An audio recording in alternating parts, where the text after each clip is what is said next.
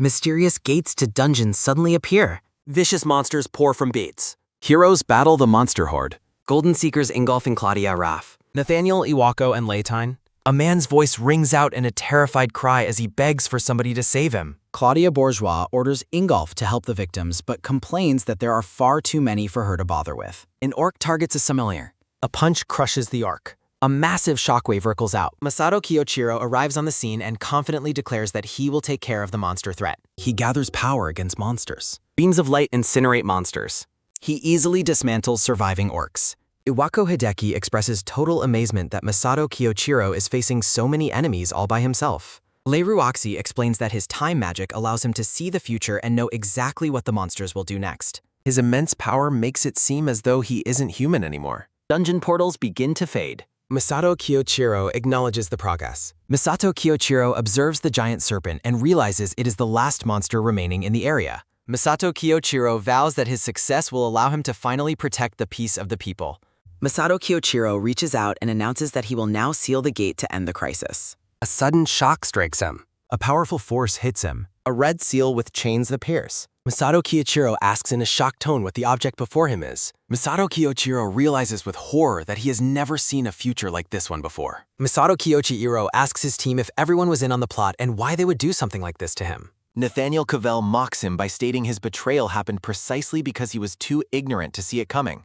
Masato Kiyoshiro can only mutter a confused question in response to the betrayal. Leiruoxi and Claudia Bourgeois mock his level 100 time magic and admit they only ever wanted to earn money safely. Iwako Hideki and Ingolf von Dietz angrily blame him for getting them into dangerous situations just because he wanted to help people. Nathaniel Cavell smiles cruelly while stating that today will be the very last time they deal with him. Nathaniel Cavell waves a mocking goodbye and says they will be seeing him as the gate seals shut. Masato Kiyoshiro beats against the magical barrier and screams for his former teammates to let him out of the dungeons. He remembers his time as leader of the Golden Seekers and how desperately he tried to protect the world. He reflects on his past desire to protect everyone and questions where it all went wrong. Masato Kiyoichiro's voice cracks as he screams a pained "why" into the depths of the dungeon. 3 colossal monsters surround him. He strikes at the snake. A Cyclops leads the horde. Future vision reveals his doom. His vision of survival shatters. Masato Kiyoshiro realizes with a grim smile that his predicted future no longer exists. An armored dragon monster looms. He clenches his glowing fist. He leaps into the light. Masato Kiyoshiro kneels, bleeding heavily. He glares through the black. The monsters swarm the hero. He refuses to accept his death. Explosions scatter the monster horde.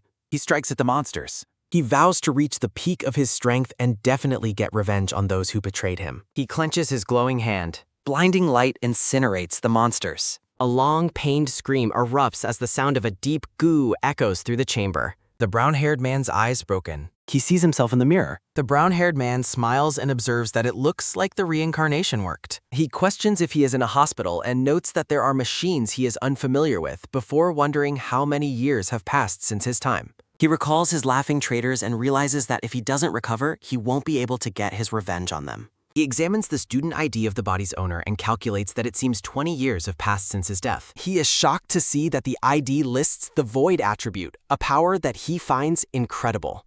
A dark, joyful laughter sounds as he lets out a loud aha. He recalls how in his previous life he was feared by his comrades for being the strongest because of his time attribute, but notes that things changed as he improved. He reflects that in his past, even his clairvoyance was unable to see the true depth of the Void attribute's power. He looks at his hand and expresses that he feels sorry for the boy who previously inhabited this body. He notes there is no doubt that the Void attribute is the strongest, but explains it is an attribute nobody had in his previous life. He realizes that since it is such a rare attribute, nobody knows how to train it, which is why the boy was still at level 1. He wonders if the boy was mocked for having no attributes, thinking it likely happened many times. He clenches the card and tells the boy to rest assured because he will make his name famous. He realizes that thanks to his clairvoyance, he knows exactly how to train the Void attribute. He declares that with this power, he will become the absolute strongest. He clenches his fist and vows that he will make the traitors pay for what they did. He views the faces of his former team and notes that in order to get revenge on them, he needs to level up first. Mysterious crystalline shapes float clearway. He meditates to harness his power.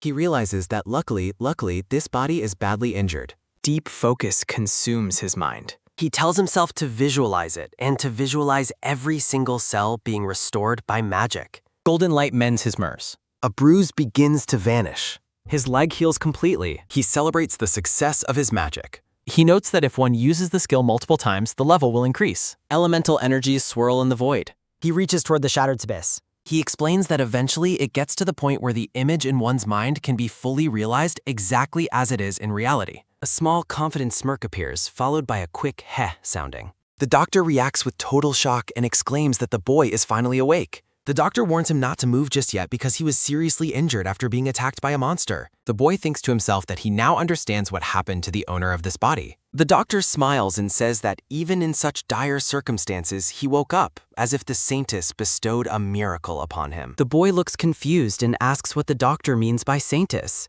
He realizes that he doesn't know anything about the pentagram saints either. The doctor agrees and notes that it is a given he is confused since he only just regained consciousness. He ponders if the saintess or pentagram saints are clans or adventurers that came to be in the past 20 years. He decides that while leveling up is a must, he needs to gather information. He concludes that he needs to get a grasp over what the present day is like. The television broadcast details the catastrophic dungeon event that occurred 2 decades ago. Masato Kiyochiro, the legendary leader of the Golden Seekers, is displayed on the screen. The brown-haired boy wakes up with a startled cry as he views the broadcast. He is shocked to hear himself described as the villain behind the ancient disaster. The report falsely claims he plotted to use the chaos to conquer the world. The narration explains how the pentagram saints defeated the traitor and sealed the gate. The student stands alone, watching the news mention how the saints still lead society. A chilling, dark laughter begins to escape from the boy's lips. He seethes with hatred over how they destroyed his reputation and betrayed his trust. He realizes they used his sacrifice to claim every reward for themselves. The faces of his former allies are celebrated by the masses as world-saving heroes. He crushes the remote in a fit of rage, vowing never to forgive them. His eyes burn with red malice as he promises to drag them all to hell. He lets out a deep, heavy breath to compose his racing thoughts. He looks around the silent hospital room, realizing he must remain patient and careful. He grips the remote with a steady hand, focusing on his path forward. He checks a smartphone and discovers the original owner of his body was a student. He is stunned to see his betrayer, Iwako Hideki, listed as the Academy's headmaster. He finds it fortuitous that he has already located one of his primary targets. He ponders his move, knowing Iwako is too cautious to leave himself open to attack. He looks at Kiyosike's level 1 ID and admits he is currently far too weak. He falls onto the hospital bed with a sudden, soft thud sounding. He holds up his hand, resolving to level up until he can achieve his vengeance. He clenches a fist toward the ceiling, telling his enemies their time is coming. He examines his reflection in the mirror, pleased that he can move normally again. The doctor gasps in amazement that the boy has made a complete recovery so soon. He dismisses the doctor's talk of divine miracles, knowing his recovery was his own doing. His gaze hardens as he credits his own magic for the rapid healing of his cells. He thanks the doctor for the treatment as he makes his way out of the room. Standing in the middle of the city, he notes that his initial preparations are complete. He pulls out his student ID card, which now displays that he has reached level 27. He decides it is time to find a dungeon and test his current capabilities. He recalls that Kiyosike's family died in an accident, giving him total freedom to act. He expresses brief sympathy for the boy's past, but welcomes the lack of social ties. He approaches a swirling purple gate while checking the location on his phone. He adjusts a black face mask, intent on leveling up further within the rift. He approaches the intake counter and presents his identification to the security officer. The officer stops him with a loud shout, questioning his intent to enter the gate. The brown-haired boy gives him a sharp, questioning look through his mask. The guard notes his low level and insists he needs a full party to enter. The officer shouts that entering such a dangerous zone alone is essentially an act of suicide. The boy suddenly seizes the guard's wrist with a sharp, forceful snap sounding. He holds up his ID and claims that signing the consent form makes everything legal. The guard is taken aback by the boy's intensity and can only offer a weak stutter. A nearby group of adventurers laughs and tells the guard to stop wasting his breath. The 3 men mock the boy as a mere novice who needs to learn his place. The student ignores the insults and asks for the exact location where he should sign. He signs the name Asai onto the tablet as the guard tries one last time to intervene. He asks if there are any other problems before he heads into the portal. He walks toward the massive energy rift, offering a final thanks for the guard's concern. The guard points and shouts for the group of 3 men to follow the boy. He warns that letting Asai go alone is suicide while the dark-haired man reacts with confusion. The purple-haired man stops the dark-haired man's complaint, suggesting the situation is actually a good thing. He suggests that if no one is watching, they can take advantage of the situation. With a menacing grin, the purple-haired man says that whatever happens wouldn't be a problem. The 3 men begin their pursuit with a sudden quick dash sight-in. The trio runs down the long, torchlit dungeon corridor. The purple-haired man explains they will kill the kid and blame it on monsters as usual. He reflects on how it is all thanks to idiots like the boy. That their pockets continue to grow fuller through their fest. They continue to hurry deeper into the rocky depths. A foot lands on the stone floor with a firm thud, Sabin. Exhausted, the purple-haired man notes they still haven't caught up despite the straight path. The orange-haired man points ahead and shouts for the others to look. They finally catch up and witness the boy standing before several monsters. Asai stands calmly, his eyes glowing as a powerful aura surrounds him. A massive explosion of fire erupts with a loud, booming roar sounding. Asai clenches his hand as swirling green wind magic gathers around him. He unleashes a violent storm of elemental energy upon his foes. Beams of destructive light rain down upon the chamber. The monsters are instantly vaporized by the sheer force. A massive cloud of smoke and debris fills the dungeon. The men are shocked that he annihilated a D-rank monster alone. The orange-haired man focuses on something else and says, more importantly, he points out a sack filled with glowing blue rare item pots. They greedily realize that selling the items would let them live comfortably for months. The purple-haired man thinks the boy hasn't noticed them and decides the loot is theirs. Once they kill him, punctuated by a sudden sharp crack sounding. The orange-haired man leaps from the ledge to attack the boy from behind. The purple-haired man screams for them to kill the boy right now. 3 powerful elemental strikes converge on the boy's position. Asai looks up calmly and asks if they really thought they were being slick. He effortlessly dodges the blasts, noting that no matter the era, there's always scum trying to steal from others while he maneuvers through the attacks. The men are stunned he dodged, wondering if he has eyes on his back. The purple-haired man calls it luck and prepares a fireball, screaming for him to die. Asai readies a counterattack, his fist glowing with intense blue energy. He delivers a devastating blow directly to the purple-haired man's torso. The purple-haired man lets out a pained gah as he coughs up black. The force of the strike sends him flying across the room. He slams into the stone wall with a heavy thud sounding. Asai stands still, his face hidden in the shadows of his head. He refers to the trio as vermin while the purple-haired man lies dying. He vows to crush them without an ounce of mercy. Asai steps forward with a determined stomp sounding, declaring he will use them as stepping stones. His eyes burn with purple light as he declares his revenge begins now. The scene shifts outside to the purple gate standing near the academy. A formal shoe steps onto the dungeon floor with a sharp click sounding. Yoichi Tsurai, a subordinate of Iwako, arrives to investigate reports of a student entering alone. He stares at the corpses of the 3 adventurers and wonders why they are dead there. Yoichi Tsurai stands in the torchlit dungeon corridor, observing the scene while asking what in the world happened here. Kiyosuke sits on his room floor holding his ID, noting that in the D-rank dungeon he was able to level up and test out void magic. He examines his card, which shows his name as Asai Kiyosuke and a level of 27, noting that his new spell is called Info Obscurity. He smiles as he realizes that not only can he fake his level, but he can also erase dungeon entry records, concluding that it is pretty useful. He lies on his bed, noting that tomorrow is his first day at the academy, before noticing a notification with a sudden, confused sound. He checks his phone to find unread messages from bullies demanding he cough up the cash already and calling him a no-attribute loser. He lets out a dismissive laugh as a sudden, sharp sounding escapes him, realizing that is how things are. The morning sun shines brightly over the massive, multi-story Tokigoe Academy building.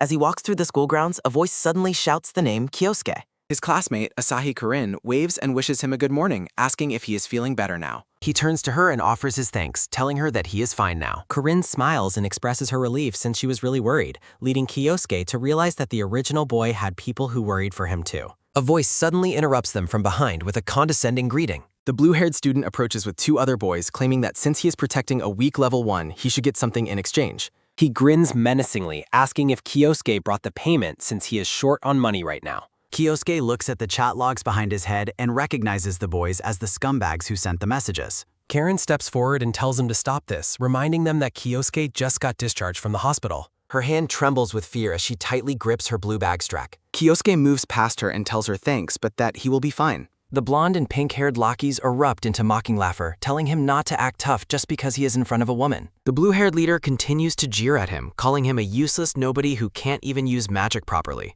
Kyosuke turns his back to the group and tells them that they are the ones who should be reminded of their places. He looks at the boy's name on the card and vows to make it known throughout the whole world as that of the strongest adventurer. He gives a mock salute as he prepares to address the bully's hostility. The blue-haired student's face twists in rage at being spoken to so dismissively. He screams in fury, asking what bullshit he is spouting while summoning a massive, swirling vortex of fire. Karin gasps in shock, noting that using magic outside of dungeons is against the school rules. The bully orders her to shut up, claiming the talentless piece of shit with no attribute is in the wrong for trying to defy him. He launches the massive fireball toward Kyosuke with a loud, aggressive shot. Kyosuke stares at the incoming fire with an intense, unwavering gaze as he readies his hand. He counters the attack with a focused burst of glowing blue magical energy. The two magical spells collide with a violent, booming roar sounding.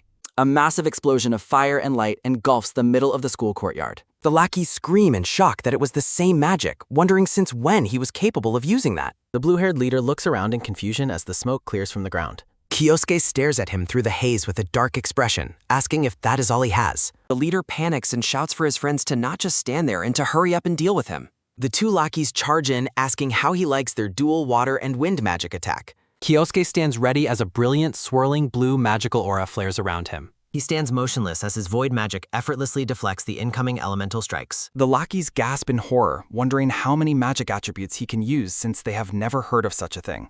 Kyosuke looms over the terrified leader, asking if he is satisfied that. He notes that it is his turn then as he prepares his counterstack. He walks forward through the fire, telling them not to worry because he won't kill them, at least. The bullies shriek in terror and begin to scramble away in a total panic. Kyosuke seizes the leader by the face and asks him what he did then. He looks down with glowing red eyes, stating that he doesn't need to hear the answer. He lifts the student high off the ground, noting that people like him always spout the same things either way. He stares intensely into the boy's eye, noting that no matter what he spits out, He won't stop this fist from swinging down as he readies a devastating flaming punch. a massive pillar of fire erupts. The leader screams in pained agony. A violent explosion rocks the courtyard. Smoke rises from his defeated body. Karin gasps at the sudden brutality. The blonde-haired boy vows that no one will look down on them again while Kyosuke prepares to speak. Kyosuke declares that they will walk the path of the strongest adventurer together. The bullies shout out a desperate apology. They scramble away in total terror. The blue-haired boy realizes Kyosuke has completely changed since being discharged from the hospital.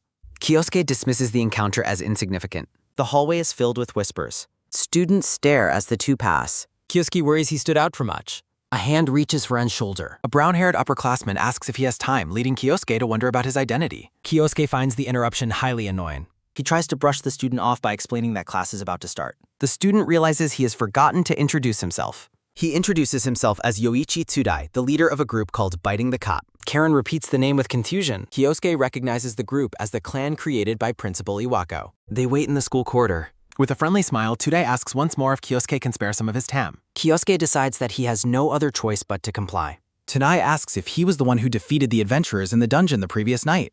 Kyosuke plays dumb, asking what he's talking about. He internally questions how the information leaked despite his efforts to conceal it. Tsudai explains he went investigating after hearing a student had entered the dungeon. He describes finding the bodies of infamous criminals known for hunting novices. Tsudai points out that Kyosuke was seen using multi-attribute magic earlier that morning. Kyosuke realizes the upperclassman doesn't actually know the specific details of his magic. Tsudai demands an answer, pressuring him to confess if he defeated the criminals.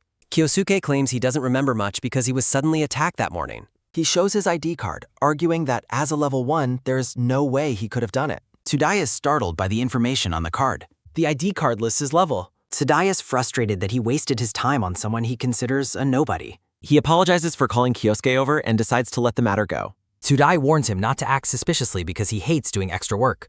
Kyosuke watches it walk away. He reflects on the strange meeting. Kyosuke grins as a sudden, dismissive laugh sounding escapes him, realizing Tsudai could be useful.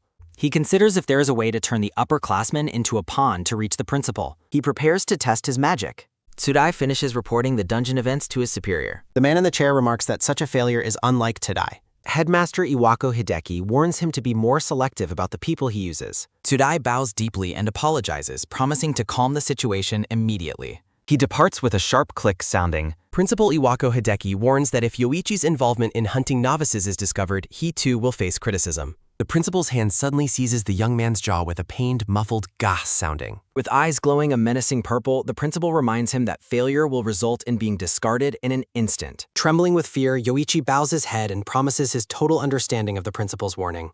Once alone, Yoichi's face contorts with fury as he curses his current predicament. He reflects on the missed opportunity to extract more hush money from the criminals while remembering his interactions with them. Principal Iwako admits there is still one aspect of the report that confuses him. Sensing the shift in town, Yoichi nervously asks what is troubling the man. The principal consults his tablet, noting that according to the data provided, He points to the screen which indicates no third-year students were recorded entering any dungeon during the night in question. Walking past his subordinate, he concludes that Yoichi must be lying to cover up the fact that a monster defeated the criminals. He gazes out the window, stating that it is more realistic than believing a student defeated professional hunters alone. Relieved to have a plausible lie, Yoichi simply agrees with the principal's assessment. He looks at Asai Kyosuke's student ID, wondering why it feels so unusual despite listing him as a level 1 Void user. Yoichi suggests the possibility that a unique attribute might be the missing piece of the puzzle. Principal Iwako acknowledges that such a theory is actually quite plausible. Putting on a fake, jovial smile, Yoichi requests that the principal leave the investigation entirely to him.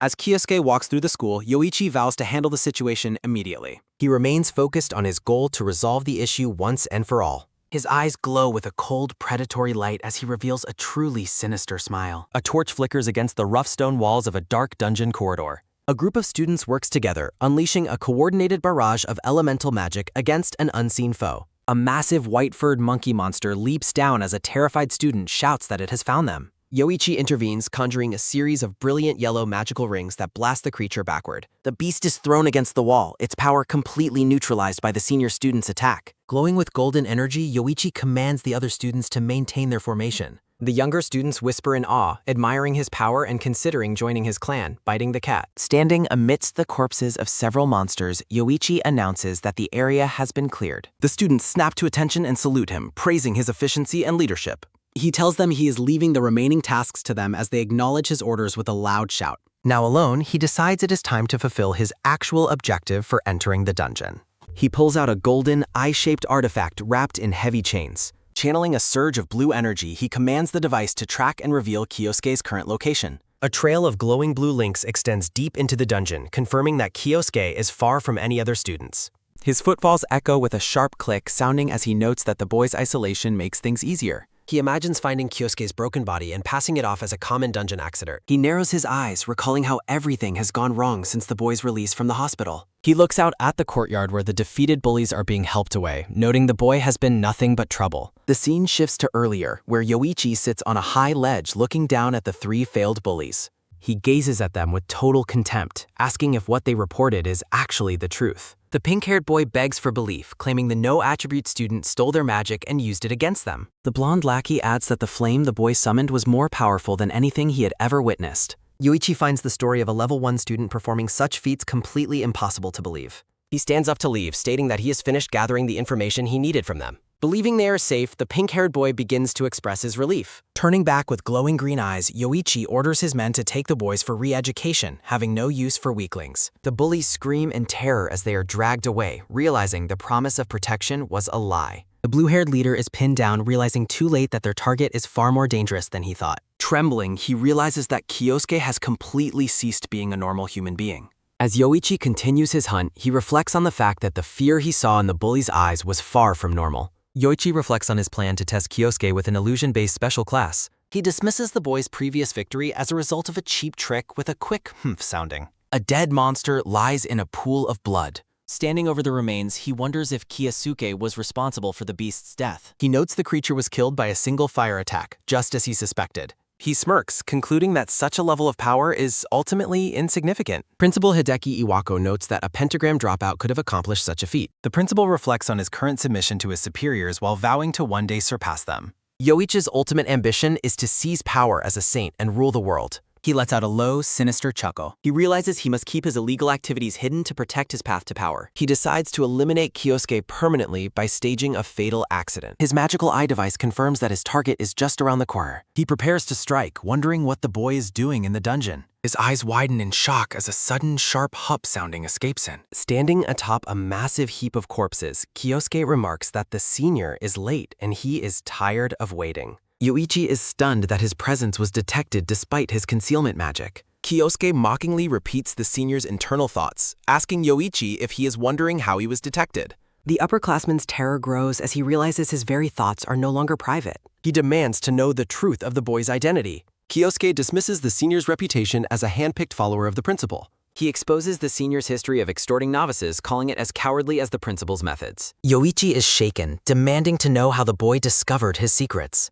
Kyosuke notes that the senior seems to enjoy inflicting pain on others. He asks if the senior has ever experienced the terror of being the one hunted. He declares that it is time for the senior to learn that feeling firsthand. He promises to use his magic to make the upperclassmen dance for his amusement. Kyosuke calls his opponent a dangerous man while the senior sweats in realization of the boy's power. He draws a flaming golden blade, fueled by his desperate ambition. He launches a desperate attack, vowing to win at any cost. A massive explosion of light and fire. Kyosuke mocks the senior's strength before unleashing a devastating wall of fire. Yoichi blocks the flames, questioning if the boy really thinks such magic can defeat him. A sudden bolt of blue lightning strikes. The senior is overwhelmed by the shock. He is trapped behind a cage of magical energy, his confusion mounting. A brilliant circular slash of energy. Yoichi is horrified to see the boy masterfully wielding multiple elemental attributes. He begins to question the true nature of the boy's supposed void magic. A flurry of strikes overwhelms the Hinger. Kyosuke lands a hit with a sharp D-sambu.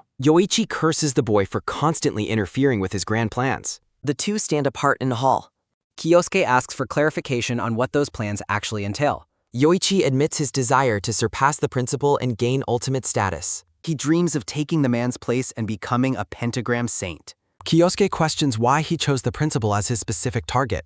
He reveals a knowing smirk before answering that it is because the man. Yoichi explains that the principal is a failed dropout, making him the easiest target to help him rule the world. He laughs maniacally, stating it is only logical to target the most vulnerable prey first. A sudden gasp escapes his lips. Yoichi voices his contempt for the boy. Kyosuke asks for clarification on his remark. Kyosuke admits his concern about Yoichi reaching the principal first. He mocks Yoichi's small-scale ambition, deeming it unworthy of worry. His eyes burn with pure hatred. Yoichi roars for the boy to be quiet. He lunges with a golden glowing sword with a sharp bang sounding. He defends his hunger for power and wealth while their weapons clash. Yoichi craves the freedom to oppress others without any consequence. Their blades lock as Yoichi defines the power he intends to claim. He envisions a future where his status as a saint grants him total authority over the world. He imagines dominating a high-ranking woman once he reaches the top of the hierarchy. Kyosuke rejects the senior's philosophy as completely worthless. He declares the end of the fight.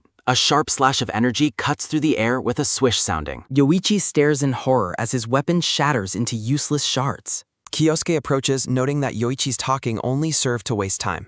Overcome by terror, Yoichi begs the boy to stay away from him. Kyosuke commands his opponent to become a puppet for his entertainment. He activates absolute hypnosis. Ethereal light swirls with a low thrum sounding as he seizes control of the senior's mind. Yoichi's eyes glaze over, reflecting the shifting colors of the mental spell. He falls unconscious with a sudden thud sounding. Kyosuke reflects on the necessity of breaking a target's spirit before the spell can take hold.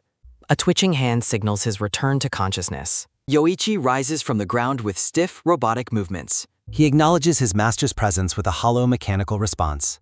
A satisfied smirk marks his success. He instructs the puppet to fulfill his current mission and await further orders. Kyosuke orders the senior to resume his natural manner of speaking. The senior's focus returns with a quick shh-summing. Yoichi announces his return to the student group. Kyosuke watches as his new pawn departs the air. His smile reveals a dark triumph. He walks back toward the others with a quick top-sounding. Maki runs toward him with a top-sounding, relieved that he is safe. Kyosuke assumes a friendly mask, claiming he was merely chatting with Yoichi. Maki is surprised by the choice of conversation partner. Kyosuke claims they discussed the realization of dreams. She asks if the advice was helpful. He smiles, thinking of his hypnotized victim. He confirms he received excellent advice. She offers her support with a gentle fluff sounding. A school-wide announcement signals the conclusion of the dungeon session. Maki urges him to move quickly so they can leave with the group. Kyosuke feels a deep sense of satisfaction regarding the day's events. He has finally secured a spy within the principal's inner circle. Principal Iwako demands an immediate report on the novice hunter investigation. Yoichi reports that a student with a unique attribute was the culprit. He presents Asai Kyosuke's file as the primary suspect. The senior falsely reports that he has been interrogating the captured boy. Iwako is intrigued by the mention of multi-attribute capabilities. Yoichi promises to uncover more details if given additional time. He suggests that the principal take personal charge of the matter. Iwako agrees that becoming personally involved would be beneficial. Principal Hideki Iwako expresses a sadistic desire to torture someone, promising a generous repayment for recent troubles. Yoichi stands in the office while a telephone rings on the desk. The principal expresses his annoyance with a quiet ch sounding. He dismisses the student, stating he will handle the matter later. Iwako answers the phone, identifying himself to the caller. A woman on the other end mockingly greets the academy principal. He demands that the caller, Lei Ruoxi, drop her playful act. Walking through the city, Lei Ruoxi notes his refusal to take her bait. A system profile identifies her as a pentagram saint and the CEO of Lay Company. Iwako attempts to end the call by claiming he is too busy to talk. She mockingly questions what corruption the principal is currently hiding. His temper flares as she insults his methods and character. She questions the actual capabilities of the supposed void attribute. He argues that any unique attribute possesses significant potential. Both consider the unpredictable nature of such a rare power. A memory shows the legendary Kyoichiro using his time attribute magic to slay a beast. The mention of the past causes the principal's face to twitch with a sharp sounding. He angrily demands that she stop mentioning that man's name. She reflects on his persistent and legendary short temper. The memory illustrates how Kyoichiro completely shifted the power balance among adventurers. Leiruoxi smirks, promising to contact him again at a later time. The principal abruptly hangs up the phone. He vents his building frustration with a pained k sounding. He reflects on how much the cursed name continues to infuriate him. He decides that the timing is perfect to unleash his anger. Iwako's silhouette walks through a dark forest toward a secluded shed. He contemplates which brutal torture methods he should employ today. He prepares a magical sigil to unlock the heavy door. He vows to redirect all his hatred for Kyoichiro onto his new victim. The magical lock yields to his command and opens. He enters the dark building, addressing his expected prisoner, Yoichi. He scans the silent room, which is filled with chains and torture devices. He is confused to find that the chair in the center is empty. A student suddenly leaps from the shadows to attack with a glowing blade. A violent flash of energy marks the collision of their magic. Iwako blocks the strike, claiming his opponent has underestimated him. His face is masked in shadow as his murderous intent grows. He mocks Yoichi's arrogance and questions his motives. The principal prepares to unleash a counterattack from his hand. Glowing golden chains erupt, designed to ensnare and crush his target. The upperclassman is completely bound and hung upside down by the magic. Iwako brutally slams the student into the ground. He calls the boy a bastard while gloating over his victory. He declares that Yoichi ruined himself by following foolish desires. A sudden, sharp sound from the darkness catches his attention. Startled, Iwako demands to know who else is hiding in the shed. A voice from the shadows mocks his habit of exploiting the weak. The principal threatens the intruder with immediate expulsion and demands his identification. The intruder turns Iwako's own words against him as he steps forward. Asai Kyosuke reveals himself, addressing the principal by his full name with total confidence. Kyosuke smiles and tells his opponent to wait a moment. Kyosuke declares that they have reached a point where they should speak alone. He invites the man to have a little chat. Kyosuke addresses Principal Iwako Hideki by nin. Iwako Hideki is enraged that a student would try to make a fool of him. Boulders begin to levitate around the principal. Iwako vows to demonstrate the massive gap in their power. He commands his opponent to take the full force of his advanced Earth attribute magic. He asserts that it is impossible for a student to avoid his attack. Iwako yells for the boy to die as he unleashes his energy. A massive collision of magical force. The ground is torn apart by the intensity of the strike. Kyosuke stands amidst the devastation caused by the earth magic. Debris flies through the air for Neelact. Iwako laughs maniacally, gloating about the consequences of defying him. Smoke and dust rise from the shattered landscape. He smugly wonders if he was too brutal before deciding he needs a new torture site. He admits he still does not know the intruder's identity, but will stay to watch him die. Iwako turns to leave, calling the encounter a nuisance. He suddenly stops, sensing something behind him. A silhouette emerges from the smoke and dust. The principal is stunned with a sudden wah sounding. Kyosuke walks out completely unharmed, reminding the man that he asked for a chat. Iwako is horrified that the boy survived his advanced magic without a scratch. He demands to know the boy's identity and name. Kyosuke mockingly questions if the principal really wants to know who he is. His eyes glow with a menacing purple light as he asks if the man already knows him. Iwako shouts that he does not know any bastards like him and demands the truth. Kyosuke smirks and claims to be deeply hurt by the principal's lack of recognition. He asks if Iwako has truly forgotten him as a vision of Kyoichiro appears. Fear takes hold as the principal begins to realize the truth. He falls back in terror, shouting his denial. He holds his head in panic, convinced of the identity of the boy before him. Kyosuke looks on with a cold, silent gaze. Iwako accuses the boy of putting on a pathetic act based on old news reports. He grits his teeth, stating that Masato Kyoichiro is nothing more than a memory. He gathers green wind attribute magic around his hand. He roars that the man the boy is pretending to be is already dead. Violent slashes of energy cut through the forest. Kyosuke lets out a weary ha sounding as he observes his opponent. He notes that Iwako only believes what is convenient while ignoring the truth. Iwako threatens to strike him down if he comes any closer. Kyosuke prepares his own magic, stating that this is the reason for their confrontation. He asks if the principal feels betrayed by the memory of Kyoichiro. Kyosuke screams for the man to shut up as his aura flares. Iwako is caught in a whirlwind of magical energy. A massive barrier of golden light erupts. Kyosuke lunges forward, his hand glowing with intense power. The principal stands his ground against the encroaching magical storm. He is paralyzed by fear at the sight of the boy's magic. A memory depicts the hero Misato Kyoichiro slaying a dragon with his legendary magic. A massive explosion rips through the trees as the magical duel intensifies. The older man stumbles and nearly falls as the ground beneath him shifts. Principal Iwako gasps for breath while recalling his belief that the hero was sealed away forever. Kyosuke's shadow looms over the fallen man as he speaks of his time trapped in despair. The dark-haired boy stares down at his opponent with a gaze filled with cold intent. Iwako's eyes widen in absolute horror as he questions if the boy is truly Masato Kyoichiro.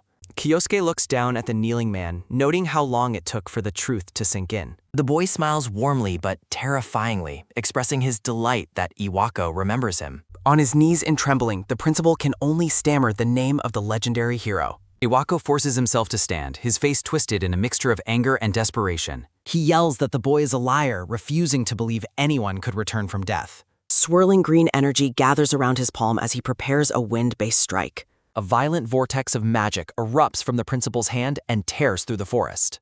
Kyosuke walks casually through the magical storm as if the wind is barely a breeze. He glances over his shoulder, his expression bored by the lack of effort from his foe. Iwako focuses his power, his hands glowing with the golden light of the earth attribute. Huge pillars of rock burst from the ground, but Kyosuke easily leaps clear of the impact. Iwako grits his teeth and lets out a quiet ch sounding, calling the student an insolent brat. He narrows his eyes, determined to find a way to gain the advantage in this fight. He reflects on his past as a non-combatant and the ridicule he faced from other saints. He clenches his fist as a green aura of power intensifies around his arm. He prepares to unleash a secret technique he has perfected over the last 20 years. Jagged shards of rock begin to hover in the air, caught in a rising whirlwind. Iwako announces the activation of his combined wind and earth dual magic.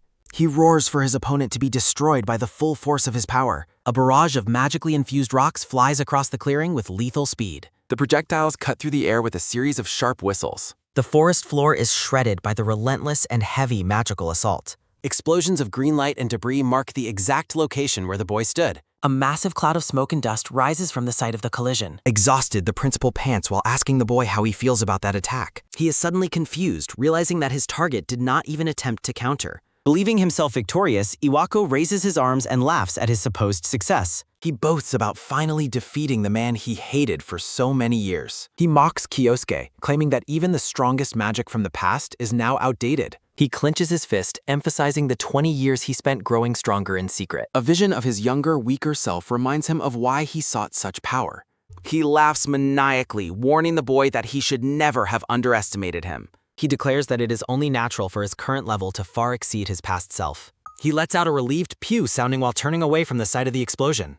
He turns back with a sadistic grin, proclaiming himself the true strongest among the saints. His heart sinks as Kyosuke stands perfectly unharmed amidst the scattered rubble. The boy calmly admits that the principal has actually learned some impressive magic over time. A terrifying purple aura begins to radiate from Kyosuke as he looms over the man. He smiles, expressing his joy at finally being able to unleash his full rage. Iwako's face is drenched in cold sweat as the true weight of the situation hits him. In his mind, the principal can only scream that the student before him is a monster. Desperate, he stumbles back while insisting that he cannot lose everything he worked for. He lunges forward one last time, reaching out with a terrified and frantic attack. A colossal stone hand descends with crushing force. A massive, blinding magical explosion rocks the clearing. Iwako celebrates his success with a deranged and triumphant smile. Kyosuke unleashes a soaring pillar of blue magical energy. The giant stone fist is completely pulverized by the strike. Kyosuke mockingly asks if that was his best attempt to defeat him. Terrified, the principal roars for the student to keep away. He screams in absolute panic while attempting to flee. Kyosuke readies a lethal blade of blue energy in his hand. A powerful green wind vortex erupts in a frantic defense. Kyosuke casually slices through the intense magical whirlwind. The principal gasps as the shockwave of the attack reaches him. He is thrown backward with a pained and loud scream. Kyosuke looms over his opponent with a fist wreathed in fire. On his knees, Iwako begs Kyoichiro to forgive her. He apologizes for his betrayal from 20 years ago. Kyosuke looks down at the pleading man with cold silence. Iwako secretly mocks the hero's perceived kindness in his mind. Kyosuke notes that this performance is exactly how he was trapped before. His aura turns red as he refuses to be fooled again. Desperate, Iwako pleads for the sake of their former friendship. Kyosuke declares that he has been transformed into a demon of revenge. He delivers a brutal, flaming punch directly to the principal's face. A flurry of magical strikes rains down on the defenseless man. Iwako coughs up blood from the overwhelming force of the assault. Kyosuke looms over his defeated foe like a specter of vengeance. A violent explosion marks the end of the confrontation. The principal is left stunned and broken upon the ground. Kyosuke tells the man to be thankful he is still alive. Iwako remains slumped and motionless against a tree trunk. Kyosuke observes that his target is currently unable to hear him. A vision depicts legendary warriors preparing for a grand conflict. Iwako's bruised face reveals that he is regaining consciousness. Kyosuke casually addresses the waking and battered man. The principal screams in panic and begs for his life. Kyosuke interrupts his frantic and desperate attempts to speak. He stares down his opponent with a chilling, demonic smile. He begins his interrogation by demanding information from his captives. He displays a contact list featuring a woman named Lei Rogoxi. Iwako identifies the mobile device as his own with a start. Kyosuke demands to know the details of their secret conversation. The principal admits that Lei arrives in Japan in 3 days. Kyosuke reacts to the news with a sinister and dark grin. A mental image of the mysterious woman appears in the shadows. Kyosuke decides on his next course of action regarding her. He orders the man to treat her normally for the time being. He warns the principal to keep his true identity a secret. Kyosuke reveals that he has placed a spell on the man's heart. He ignites his hand with a violent and glowing magical flame. A massive explosion of fire punctuates his final, deadly threat. A sudden, loud boom sounding startles the terrified principal as fire surrounds him. Kyosuke turns his back and walks away from the defeated man. He reflects on how he never actually utilized the magic his opponent feared. He clutches his head as an agonizing arg sounding escapes his lips, falling for the bluff. Kyosuke decides against using absolute hypnosis on his victim. He intends for the man to experience despair while remaining fully conscious.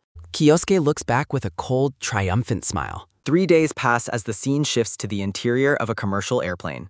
Lei Roxi sits in a luxury cabin, staring thoughtfully out the window. A flight attendant begins a routine announcement regarding their imminent arrival. The cabin's peace is shattered by a sudden and shrill chaos sounding. Masked hijackers seize control of the aircraft, taking the flight attendant hostage. The gunman orders all the passengers to get on the floor immediately. While others cower, Lei Roxi calmly stands and faces the threat. She lunges forward with supernatural speed, surprising the masked attacker. A barrage of blue magical energy strikes the hijacker with overwhelming force. The criminal is thrown backward with a pained sounding as sparks fly. Another hijacker is struck down with a sharp gah sounding. The passengers watch in stunned silence as the threat is neutralized. Lei Roxi stands victoriously over the fallen men as a passenger cries out in relief. Outside on the tarmac, security escorts the bound hijackers away from the plane. An airline executive bows deeply, expressing his immense gratitude for her intervention. She smiles gracefully, noting she is happy to have protected the airline's reputation. Her bodyguard examines a weapon, noting its ability to bypass security detectors. She observes that criminal groups are increasingly utilizing gear sourced from dungeons. She decides that her own staff requires better equipment for self-defense. She leans in close, mentioning the gear the executive is currently carrying. The sweating man bows again, promising to fulfill her requirements. On a private call, she coldly orders the release of the hijackers. She walks with her bodyguard, admitting the entire ordeal was quite entertaining. She reveals that planting the hijackers herself was a tactic to finalize the business deal. A memory shows the executive's desperate gratitude during the staged event. She arrives at the terminal, pleased by the massive crowd and the resulting publicity. Fans cheer wildly for the hero they identify as Lei Roxi. She offers a practiced, charming wave to the adoring public. A black limousine arrives at the entrance of a large institutional building. Stepping out of the car, she prepares to handle her business in Japan. Iwako stands by a window, his face covered in bandages from his recent encounter. He is startled by the sound of the door opening behind him. Lei Roxi enters the office with a bright and cheerful greeting. She sits down and inquires about his progress regarding the student with the void attribute. Sweating and nervous, Iwako lies and claims the student was merely a worthless failure. She dismisses the matter, drinking her tea while noting the student's lack of potential. Iwako thinks to himself that he must act normally to avoid triggering Kyosuke's deadly spell. Her eyes glow with a sinister purple light as she asks about selecting their next test subject. She laughs while praising the principal for his effective use of the academy's resources. Through a hidden listening device, Kyosuke monitors their conversation regarding the student list. Kyosuke looks out over the city, expressing his disgust at their schemes. He vows that Lei Roxi will be the next person to feel the weight of despair. A news broadcast confirms her arrival as a prominent member of the Pentagram Saints. Kyosuke reads a news report praising Lei Roxi's actions. He identifies her as a betrayer from 20 years ago. She amassed a fortune through specialized dungeon weapons. He suspects she is using the academy for illicit activities. Kyosuke prepares for his next move. A smirk plays across his face as a quiet humph sounding escapes him. He begins his walk with firm steps. He considers his strategy for infiltrating Lei's operations. He notes the academy's security has significantly increased. Asahi suddenly appears and shouts out to Kyosuke. Kyosuke acknowledges Asahi as she greets him tunefully. She asks if he was reading about Lei Roshi. Asahi excitedly discusses Lei's heroics against the hijackers. She mentions the great snake of Changsheng clan. Asahi explains that Lei founded the powerful clan. He identifies the men in black as clan members. She asks for his thoughts on the news. He plans to use the clan to infiltrate her circle. He strides forward with a clear objective. He thanks Asahi for giving him a installation. Kyosuke runs away to begin his clan. Asahi responds with a confused and hesitant balker. A sudden ring sounding startles the bandage principal. Iwako answers the telephone with a shaky greeting. Kyosuke calls and demands a favor from him. The nervous man asks what the favor entails.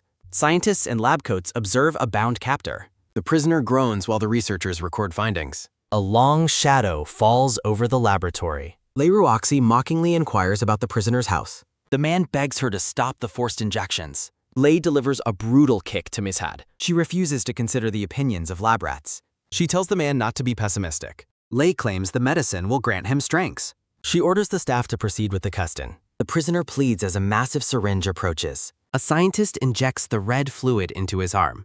He gasps in shock as the medicine takes effect. The man releases a loud and agonizing scream sounding. A pool of saliva forms on the floor. Lei notes his loss of speech during the test. She determines that more experimental data is required. Her bodyguard notes the need for more test subjects. Lei plans to use a clan recruitment as cover. She calls Iwako to discuss selecting more students. She demands students with exceptional magical skill for testing. Lei proposes a new plan of action. She suggests holding a selection event at the academy. Lei commends the man for his occasionally good ideas. She promises that more information is coming soon. A quick click sounding echoes as he hangs up. Addressing the person on the other end as Kyoichiro, Iwako confirms he has followed all instructions. An announcement draws everyone's attention. He announces the clan's recruitment selection exam. Students excitedly discuss this rare career opportunity. Kyosuke watches the stage with a smirk. He notes his path to his target has cleared. Students gather in the stadium field. The rules of the examination are explained. He realizes he must pass the exam to get close to his target. He decides he must stand out this time. He plans to capture the attention of the high-ranking leadership. He intends to display his true capabilities. Asahi shouts out to get his attention. She asks if he is taking the exam, and he confirms she is too. He worries about her getting involved in this. She humbly admits she feels I place. She reveals she has a personal reason for wanting to join. She suggests they both pass together as teammates. He focuses with iron resolve. The examiner explains how the magic orb works. Students are ordered to begin the test. The orb receives a loud bam sounder. The examiner records the initial test results. He calls for Asai Kyosuke to step forward. Kyosuke politely greets the man during his registration. The ID reveals his low level and attribute. The man dismisses his potential based on the card. Kyosuke's hand touches the orb with a hum sounding. A massive explosion causes a boom sounding. The examiner is blinded by the radiance. A shrill gasp sounding escapes the crowd. Kyosuke stands amidst the magical storm. He inquires if his performance was satisfactory. The examiner marks the student as an S rank. Kyosuke conjures a stone into the air. The man questions if he can only manifest one alibert. A sinister glint appears in his eyes. He summons a sphere of swirling water. The examiner stares in stunned silence. The fire ignites with a crackle sounding. Lightning and wind join his magical array. The crowd watches in disbelief at the display. He mocks the idea that his attribute is powerless. Asahi cheers enthusiastically for his incredible success. He urges her to perform her best too. Asahi steps onto the testing platform. She prepares her magic with a hup sounding. Flowers bloom instantly under her magical influence. Asahi summons her light magic, causing a vibrant cluster of flowers to bloom instantly. Nearby students mock her efforts, laughing with a poo-ha-ha sounding while questioning if reviving flowers is her only skill. Kyosuke notes the rarity of her light attribute magic as he watches the display. He realizes it will be difficult to evaluate such magic and hopes she won't be drawn into the clan schemes. The long-haired examiner watches as the brown-haired girl walks away with a discouraged expression. A digital record identifies Asahi Karin as a subject worth testing for the group's secret projects. The examiner announces that the final portion of the test will involve one-on-one duels. He gestures toward a group of elite combatants who will serve as the students' opponents. When a student questions the difficulty, the examiner clarifies that victory isn't the only metric for success. He silently observes that no student stands a realistic chance of defeating his men in combat. A muscular man with blonde hair laughs with a hee-hee-hee sounding while asking Kyosuke if he's the student who caused a stir. He acknowledges Kyosuke's high scores, but warns that academic results mean nothing in a real fight. Kyosuke offers a polite smile, expressing his desire to learn as much as possible from the encounter. The man prepares to charge, boasting that he will end the duel with a single strike. The blonde opponent manifests a storm of large, jagged rocks that swirl around him. He hurls the massive earth magic directly at Kyosuke with lethal intent. Kyosuke stands perfectly still as a surge of green wind magic begins to emanate from his body. He makes a swift and decisive motion with his arm to counter the incoming attack. A sudden and powerful shockwave shatters the boulders into dust instantly. The man gasps in disbelief, shocked that his high-level magic was neutralized so easily. He looks down at the scorched grass, realizing his target has completely vanished from sight. Sweating with panic, he wonders where the boy could have gone in the blink of an eye. Kyosuke reappears directly behind the muscular man with a glowing blue magical blade. He mockingly asks if his previous move was truly what he considers real combat, noting he has learned quite a lot. The duel ends with Kyosuke standing triumphantly while the clan member remains paralyzed with fear. The crowd is stunned into silence by the realization that a student defeated an elite clan member. The long-haired examiner glares with suspicion, wondering about the true identity and power of the student. At the corporate headquarters, Lei Roshi is notified that the recruitment exam has officially concluded. She inquires if any unique subjects were discovered, and the man on the phone confirms they found a student of interest. He details the student's overwhelmingly strong performance during the final phase of the testing. Her eyes widen in surprise as she learns the student possesses the incredibly rare void attribute. The man on the other end wonders if this is the same student Iwako had been investigating previously. Lei breaks into a dark and satisfied laugh with a foo-foo sounding while leaning back in her chair. She smiles with sinister intent, eager to get her hands on such an interesting new research subject. Back at the academy, the examiner addresses the remaining students to announce the final results. He looks down from the podium, preparing to name those who will join the Great Snake of Changshan. He officially calls out the name of Asai Kyosuke to the gathered crowd. The other students react with shock, calling the difficulty of the exam and the results ridiculous. Kyosuke smirks, noting that everything is proceeding according to plan, so he can infiltrate Lei's circle. The examiner continues the list, surprisingly calling out the name of Asahi Karin. Asahi is shocked by the announcement, and Kyosuke looks back at her with a stunned expression. He considers that a unique attribute alone shouldn't have been enough for her to pass the exam. He realizes Lei is likely using the students for a dangerous conspiracy and determines why Asahi was selected. Overjoyed by the news, Asahi smiles brightly and clenches her hands in celebration. Kyosuke watches her with a soft and knowing heh sounding. He decides that it is fine, vowing that he will never let the group lay a finger on her. He focuses his resolve on achieving his objective while ensuring her safety during the mission. The scene shifts to the towering glass skyscraper that serves as the Japanese branch of the Lei Company. The passing students gather at the facility where they are formally welcomed by the long-haired man. He announces they will undergo a suitability check before being officially onboarded into the clan. He prepares for Lei Ruakshi's arrival. The group explores the massive facility. Kyosuke prioritizes staying with Asahi over his mission. He notices Asahi's nervousness about the large building. Asahi expresses her pure joy regarding their recruitment. Kyosuke asks why she wanted to join him. She explains her mother's medical expenses are high. He vows to protect her after learning her motive. They descend into the dark basement. A heavy door reveals a hidden laboratory. Kyosuke recognizes the clan's secret testing facility. The exits are suddenly blocked by the stealth. Kyosuke senses their dangerous intent. The students demand an explanation for being locked. The examiner orders them to be silent immediately. He announces the start of a suitability check. He reveals a secret experimental drug they developed. The medicine promises to enhance one's magical powers. A student mistakenly views the drug as beneficial. Kyosuke questions if the drug has side effects. The examiner offers a visual demonstration as proof. A monitor shows a pleading captive begging for mercy. The victim releases a pained and ack sounding.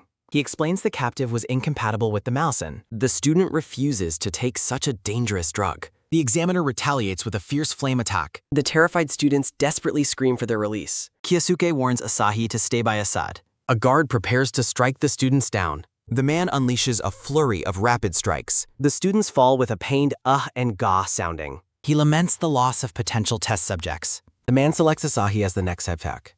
He targets her rare light attribute magic for testing. Asahi recoils in fear from the approach and kneel. Kyosuke steps forward to block the examiner's path.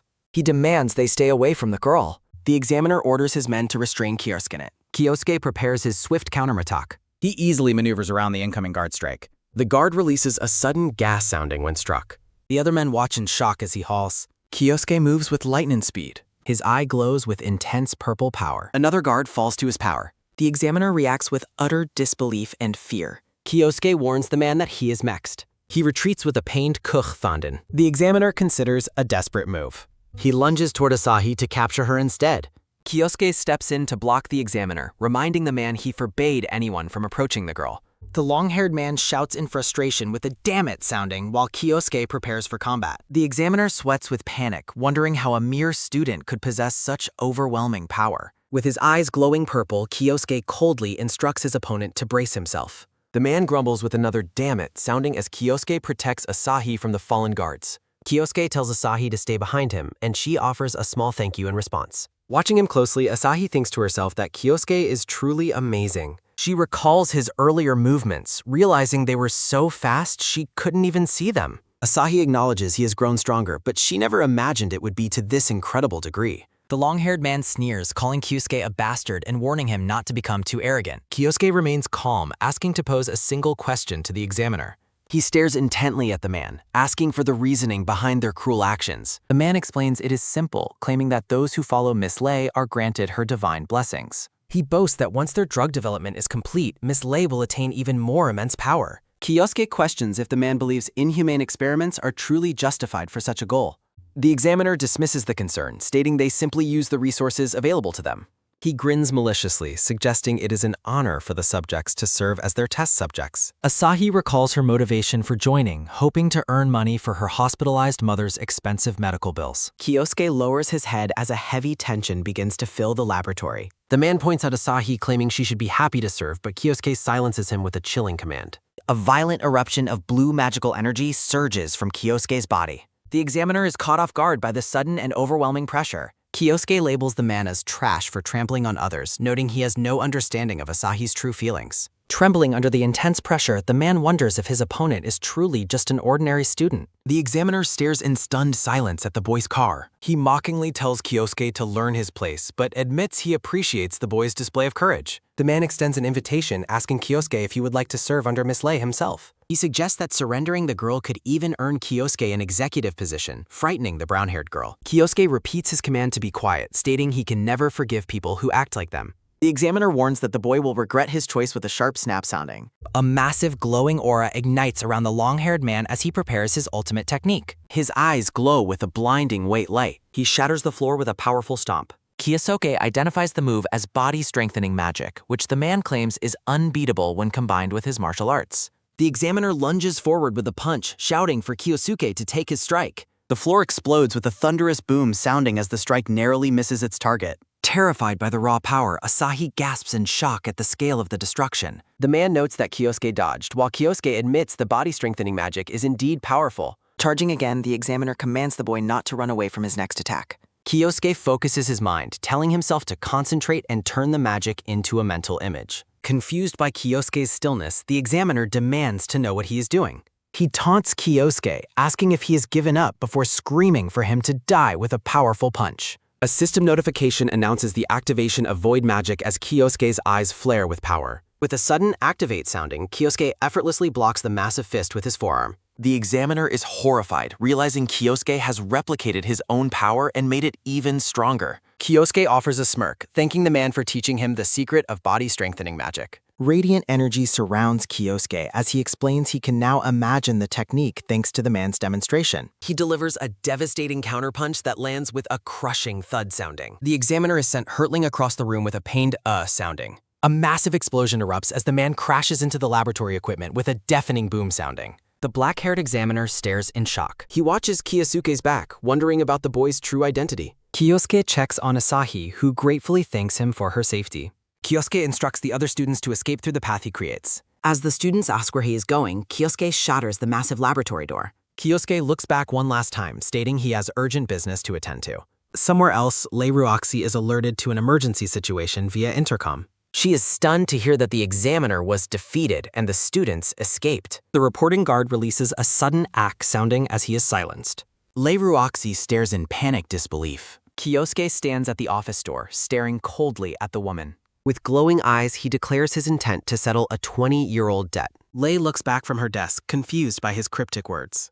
Kyosuke approaches her, offering to explain the situation to her confused mind. He mentions the SSS-ranked dungeon incident where she was hailed as a hero. Kyosuke asserts that a specific conspiracy was halted on that very day. Lei dismisses his words as a simple history lecture from a mere student. He notes that her group now leads the world as fake heroes. Kyosuke stares her down, declaring that their heroic reputation is a lie. Lei asks for clarification, noticing a sudden shift in the boy's aura. He accuses her of sacrificing her own comrades to build her current legacy. Recalling a lost friend, Kyosuke asks if she denies her betrayal of their comrades. Lei laughs off his accusations, calling them nothing more than conspiracy theories. Kyosuke remains resolute, stating he knows exactly what she did in the past. He narrows his glowing eyes, accusing her of pushing her allies into the gate. Lei begins to sweat, visibly shaken by the boy's detailed knowledge. She wonders how a random student could possibly know about her secret past. Kyosuke looms over her, questioning if she recognizes his true identity yet. He reveals himself as Misato Kyoichiro, his eyes burning with intense magical power. Lei Roxy is frozen in absolute terror. She screams that his return is impossible while he stands his ground. Kyosuke explains he is using the same time magic that once made her fear him. Stumbling back in fear, Lei realizes the monster from her past has returned. He adds that he is fully aware of her company's current secret activities. Kyosuke warns her reputation will be ruined, prompting her to shout in defensive anger. He walks forward, telling her that he is the one who should be angry. Glowing with energy, he condemns her for ruining a young girl's sincere hopes. Kyosuke vows to never forgive her. Lei Roxy scoffs with an arrogant smirk. She warns him not to be overconfident since he is in a different body. Lei grabs a long, ornate staff mounted on her office wall. She unleashes a massive torrent of blue electrical energy from the specialized weapon. The destructive power of her attack tears through the office furniture and floor. Lei lunges forward with the staff as Kyosuke prepares for the confrontation. She boasts about the overwhelming power of the weapons her company has developed. Lee explains her staff is forged from incredibly tough dungeon materials. She strikes with lethal intent, eager to demonstrate the weapon's extreme sharpness. Kyosuke maneuvers with impossible speed, effortlessly dodging her rapid flurry of attacks. Lei mocks his defensive style, claiming he is only good at running away. She realizes something is wrong as he continues to evade her strikes without effort. Lei Roxy attacks as she wonders why her strikes fail to land. Kyosuke dodges, mockingly noting that her administrative career has made her fighting skills sloppy. Kyosuke compares her to a man named Iwako while leaning in close. Lei Roxy sweats with shock as a sharp zing-sounding echoes. She screams in fury while summoning a torrent of cyan electrical energy. A massive energy explosion fills the room as the woman strikes. Lei Roxy grins with delight, believing her attack finally found its mark. The dust clears as her weapon remains embedded in the empty floor. Kyosuke stands unharmed behind her as the woman turns in shock. Lei Roxy grits her teeth, questioning if he used a unique form of void magic. She stares at her weapon as it rests against the cracked floor. She ignites her staff with a massive surge of orange flames. The woman spins her flaming weapon, vowing to end him with her next strike. She screams for him to be quiet while lunging forward with her ultimate attack. A massive pillar of fire descends upon the black-haired boy. Lei Roxy thrusts her flaming spear with lethal intent. Kyosuke effortlessly catches the flaming blade between two fingers. Horrified by his strength, the woman watches her weapon tremble. With glowing purple eyes, Kyosuke mocks the weakness of her current power. He stares down at her, stating she has regressed over the last 20 years. Lei Roxy decides she has no choice but to use her secret weapon. She sprints toward her desk with a quick top sounding. Kyosuke watches in confusion as she ignores him to retrieve something. The woman produces a syringe filled with a mysterious red serum. She plunges the needle into her neck with a sharp prick sounding. A violent storm of purple and black energy erupts from her body. Lei Roxy's arm transforms into a dark, muscular limb with sharp claws. Her skin darkens and scales begin to form across her legs. Now sporting silver hair and glowing pink eyes, she calls Kyosuke a monster. She laughs arrogantly, claiming her new form makes her invincible. Kyosuke remains unimpressed, asking if she truly believes an enhancement drug will save her. Lei Roxy warns him not to underestimate the massive investment she put into the serum. She explains that she spent years refining materials harvested from the deepest dungeons. A flashback shows a man fighting a dragon while the woman recalls her obsession with inhuman power. She smiles maliciously, thanking Kyoichiro for inspiring her to reach this new domain. Her glowing pink eyes narrow with a sharp zing sounding. Kyosuke mocks her for bragging about power derived from a syringe. The transformed woman trembles with rage, demanding to know what he just said. Kyosuke steps forward with a heavy thud sounding, dismissing her long monologue. His fist ignites with golden flames as he prepares to end the fight. Lei Roxy lunges forward, eager to prove her superiority once and for all. Their powers collide against the floor with a deafening boom sounding. The woman strikes with her claws as Kyosuke stands perfectly calm. Kyosuke dodges her massive overhead smash, which shatters the floor with a loud crack sounding. They face each other amidst the ruins of the destroyed office. Lei Roxy spins with dark energy, asking for his opinion on her life's work. She delivers a devastating downward strike, vowing to return him to the afterlife. Her massive clawed hand slams down with a heavy thud sounder. The room shatters under the weight of her transformed strength. Lei Roshi leaps for another attack while the laboratory floor explodes with a loud boom sounding. Lei Roxy, in her transformed monster state, smirks while claiming victory. Her glowing pink eyes narrow menacingly. Realizing her strike hit nothing but the floor, the woman gasps in shock. Kyosuke stands safely behind her, explaining he set a trap during her last attack. She stammers in panic disbelief, demanding to know how he counter her. Radiant energy surrounds Kyosuke as he explains he deciphered her body enhancement magic. He gazes down at her, dismissing her drug's power as nothing more than a gust. Lee bristles at his mockery, but the boy coldly tells her to stop talking nonsense. His eyes burn blue as he condemns her for sacrificing people for the sake of progress. Kyosuke expresses his disgust while the woman manages only a pained, strained grunt. She lunges forward with dark bloss. Lei screams for him to be silent while unleashing a violent torrent of purple energy. Kyosuke effortlessly catches her lethal strike. He delivers a crushing magical blow. She is sent hurtling backwards painfully. Lei lies defeated among the debris, wondering why her transformation failed her. Kyosuke reflects on the incredible strength he has attained as the returned Kyochiro. He walks away from the unconscious woman, stating her power was never real. Smoke billows from the building as Asahi runs toward the boy on the street.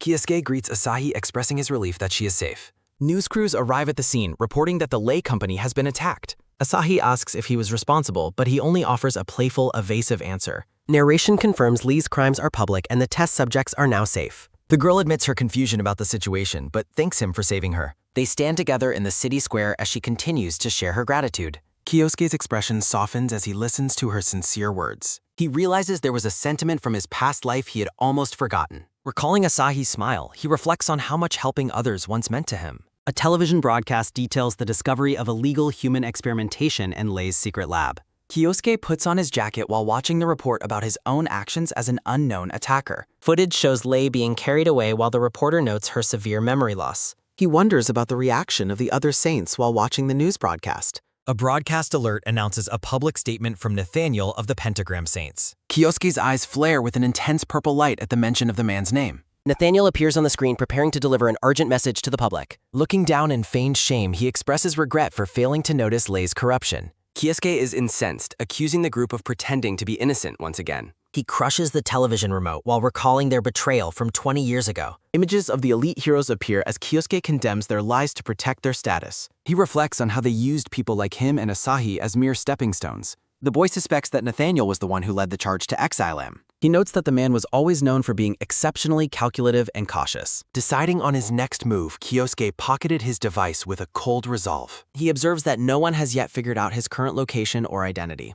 A silver-haired woman kneels in prayer. A messenger reports Kyosuke's words to the silver-haired woman, addressed as Lady Claudia. She closes her eyes and prays for the Lord to guide them toward a future of light. Deep in a private gym, a muscular man named Lord Ingolf works out alone. He is informed that the council meeting is starting as his weights land with a heavy thud sounding. The bearded man curses Lei in a fit of rage, wondering what she was thinking. Nathaniel stands before a large digital screen where the other Pentagram Saints are connected for a private council meeting. The blonde-haired man greets the assembled group with a calm demeanor. Nathaniel formally convenes the Pentagram Saints Council as Claudia, Iwako, and Ingolf listen from their respective locations. Monitoring the situation from his terminal, Nathaniel declares that the current matter regarding the exposure has been concluded. Claudia prays with a somber expression, expressing her disdain for the assailant who exposed their peers' illegal research. Ingolf seethes with fury, questioning how their fallen comrade could bring such shame upon the honor of the Saints. Nathaniel shifts in his seat, seeking the council's agreement on his next point. He asserts that the illegal experiments were conducted entirely by their peer alone and upon her own initiative. Nathaniel emphasizes that the rest of the Pentagram Saints had absolutely no knowledge of the illicit activities. Iwako reflects on Nathaniel's cold logic, realizing the group is simply pinning the blame on her and abandoning her. He suspects that while the others might be ignorant, Nathaniel surely knew about the forbidden research all along. Iwako stares at the screen while a bead of sweat rolls down his face, disturbed by how easily they discarded their ally. Touching a mysterious envelope, Iwako acknowledges his internal pressure to follow the specific instructions left by the attacker. He voices his curiosity about the identity of the person who successfully dismantled their facility. Iwako reveals that a sealed message from the person who attacked the lab has arrived at the academy. Nathaniel commands Iwako to read the content of the attacker's letter aloud to the rest of the council. Iwako begins to read the letter with a nervous tone. The message confirms the attacker's return to the present world from within the gate. Iwako reads the final chilling promise that the attacker will deal with every one of them in due time. The names Misato and Kyoichiro appear as shock fills the room and Nathaniel's eye glows with a piercing light. Claudia questions if the name is being used as a fabrication, but Nathaniel remains certain of the sender's identity. He argues that only the real Kyoichiro could possess knowledge of the secrets hidden within the gate. Claudia ponders the possibility of temporal magic while Ingolf dismisses the concern with arrogant confidence. Ingolf vows to crush his old enemy once again if he has indeed returned to challenge them. Nathaniel agrees to maintain their current position for now, though he stops to consider a hidden factor. A sinister smirk plays across the blonde man's face. Ingolf stands alone in his vast, dark office, surrounded by the silence of the city. Looking out at the starlit sky, the bearded man mutters Kyoichiro's name with lingering malice. Ingolf declares that he will never forgive the man he once betrayed 20 years ago. A phone vibrates on a desk as Kyosuke receives confirmation that his orders were followed. Kyosuke relaxes in his room, noting that Nathaniel is acting with his usual cautious and calculated approach. He anticipates the panic that will eventually set in once the Saints realize he is truly back. With the light flick sounding, the boy tosses a paper aside and prepares to initiate his next tactical move. When Iwako asks for his next objective, Kyosuke provides a simple and confident answer. Kyosuke instructs his informant to arrange a transfer to an institution connected to Ingolf's influence. The document confirms his destination as Lantic Academy through a short-term overseas study program. Standing in his apartment, Kyosuke remarks on the lack of public scandals surrounding Ingolf's clean reputation. He expresses a grim determination to finally confront his former companion face to face. Kyosuke ends the call with a quick click sounding, delegating the remaining formalities to Iwaka. The boy stares out from his balcony as the city lights reflect his cold resolve. He reflects on the stinging weight of the betrayal he suffered 2 decades prior. An airplane streaks across the bright afternoon sky, carrying him toward his new destination. Asahi looks out from her classroom window, momentarily distracted by the sight of the passing aircraft. The young girl wears a peaceful and hopeful smile. The massive jet touches down smoothly on the airport runway.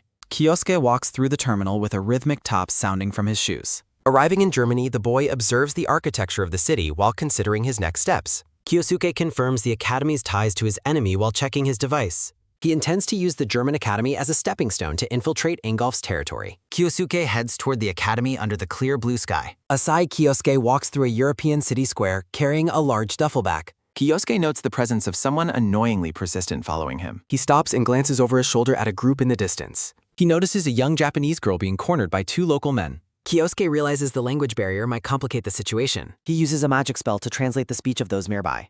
Subtle magical ripples emanate from Kyosuke as he overhears the men's conversation. A blue-haired man asks the girl to hang out, promising it will be worth her while. The girl with the red-streaked hair tells them she refuses to go along with thugs. Insulted, the blue-haired man reaches out and threatens to punish the girl for her attitude. A powerful purple aura flares as a hand suddenly intervenes, catching the man's arm. Kyosuke demands that the men leave the girl alone and get lost. The gray-haired man demands to know who he is while the girl looks on in surprise. Kyosuke coldly repeats his command for the trash to leave her alone.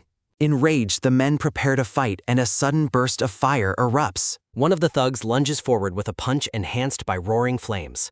Kyosuke counters with a series of sharp green magical slashes. The violent energy of the strike blasts the 2 assailants backward. The girl is stunned that he defeated both men in a single hit. She stares at her savior with wide eyes and a soft exclamation of surprise. Bystanders watch in fear as Kyosuke stands calmly amidst his glowing green energy. The defeated thugs scramble away and scream out an apology as they flee. The girl thanks him for saving her, but Kyosuke tells her not to mention it. Noting the crowd and camera phones, Kyosuke suggests they relocate to avoid more attention. They walk through the busy street together while the girl remains silent. She reflects that the last person to save her like this was someone very important. The 2 continue walking in silence under a grand stone archway. The girl calls out to get Kyosuke's akuncher. She thanks him again for preventing the situation from escalating into something serious. Kyosuke tells her not to mention it while noting her conscientious personality. He looks at her closely, sensing a strange familiarity. Kyosuke considers that he might have seen this girl somewhere before. She asks if he's a Japanese student based on his school uniform. Kyosuke confirms he is on his way to a nearby training academy. As thanks for his help, the girl offers to guide him to his destination. Kyosuke accepts her offer and they continue their walk together. When asked about her travels, she vaguely explains she has her own personal circumstances. Kyosuke wonders if she is his age, noting it is rare for a girl to travel alone. He asks if traveling alone is dangerous, especially given what just happened. She playfully claims to know magic, though Kyosuke reminds her she was just caught. The girl asks if there is something wrong with him studying at the training academy. She explains the school is famous for its merit-based system and competitive student body. She details the school's hierarchy, which includes ranking systems and achievement points. Kyosuke notes the school takes meritocracy much more seriously than any institution in Japan. He recalls Iwako's report that Lord Ingolf runs training sessions for the elite students. Kyosuke resolves to make a name for himself in the academy to reach his target. The girl points toward the massive, castle-like Lansing Training Academy in the distance. Kyosuke tells her this is far enough and thanks her for the guidance. Before departing, she introduces herself as Shirato Sayuki. Shaking her hand, the boy formally introduces himself as Asai Kyosuke. The girl with the red-streaked hair stares in shock. She repeats Asai Kyosuke's name with disbelief while he asked for her thoughts. Shirato Sayuki explains the name is familiar while Kyosuke reacts nickily. She bids him good luck with the academy and walks away. Kyosuke watches her leave, noting that something about her remains on his mind. Turning toward the grand castle in the distance, he decides it is time to depart. Kyosuke walks alone through the wide European-style city square. The boy stops and looks back as a voice calls out to him. A red-haired boy in a green uniform squats on a ledge and demands attention. Kyosuke questions the boy's identity while the red-haired teen reacts with visible anger. He jumps down and dismisses Kyosuke's significance as a foreign transfer student. Getting close, the red-haired boy announces he will perform a welcoming ceremony. Kyosuke sighs at the immediate trouble he has encountered upon arrival. He recalls Sayuki's warning about the academy's strict merit-based hierarchy. Kyosuke accepts the challenge, dropping his bag to prepare for a duel. The red-haired boy lands and gets ready to initiate the fight. He charges forward with glowing, earth-shattering energy while yelling for the start. Jagged rocks fly past Kyosuke as the assailant unleashes his earth magic. The red-haired boy is stunned to see his barrage failing to land. Sweat rolls down his face as he realizes his opponent is completely unbothered. Kyosuke mocks the power of the attack while igniting a flame in his palm. He demonstrates a superior spell, manifesting a massive flaming boulder above his head. A massive explosion erupts as Kyosuke launches his counterattack. The force of the blast sends the red-haired boy flying backward through the air. Kyosuke advises him to at least make his magic look convincing. The boy stares with wide, terrified eyes as he stutters in shock. He realizes with horror that the person before him is an absolute monster. Shirato Sayuki walks through the city while confirming a report to Lady Claudia. She holds a dossier identifying Asai Kyosuke as her primary target. Sayuki vows to remain in Germany to continue her observation of the boy. The sun shines over the massive spires of Lansing Training Academy. Kyosuke receives his official student identification card from a school official. He notes that the paperwork is finished, allowing him access to local dungeons. Examining the card, he uses a translation spell to read the foreign text. The ID confirms his status as a void attribute user with 0 points. Kyosuke decides to spend his free day investigating the country's dungeons. His shoes make a quick tap sounding as he walks, unaware he is being watched. The red-haired boy watches from the shadows with a silent and intense gaze. Kyosuke considers his strategy for getting closer to his enemy, Ingolf. He determines that ranking up to the special class is his immediate necessity. A soft swish sounding accompanies him as he enters a glowing purple dungeon gate. Surveying the dark, gothic ruins, Kyosuke identifies his first environment. He waits calmly for the local monsters to begin their spawn sequence. Massive skeletal warriors rise from the ground wielding heavy shields and axes. Kyosuke ignites his hand, recalling his deep knowledge of their weaknesses from his past. A brilliant blue light flashes as a magical strike is unleashed. He moves with fluid grace, dodging a heavy shield bash from a skeleton. Kyosuke explains that fire and blunt force are the ultimate counters for undead. He delivers a devastating fire-enhanced punch directly into the monster's chest. The skeletal warrior shatters into pieces as Kyosuke stands victoriously amidst the rubble. Skeletal warriors with shields and axes rise from the ground to challenge the intruder. Asai Kyosuke beckons the monsters forward with a confident, glowing blue hand. Walking past shattered bones, Kyosuke enters a chamber where the boss likely awaits. A rhythmic tap sounding accompanies Kyosuke as he proceeds toward his final target. A massive skeleton boss draped in dark cloth appears, emanating a heavy and oppressive presence. Kyosuke ignites a fireball, deciding to test the creature's defenses before committing to battle. He launches a massive burst of flame directly at the towering skeletal mage. The boss easily intercepts the attack, surprising Kyosuke with its efficient nullification magic.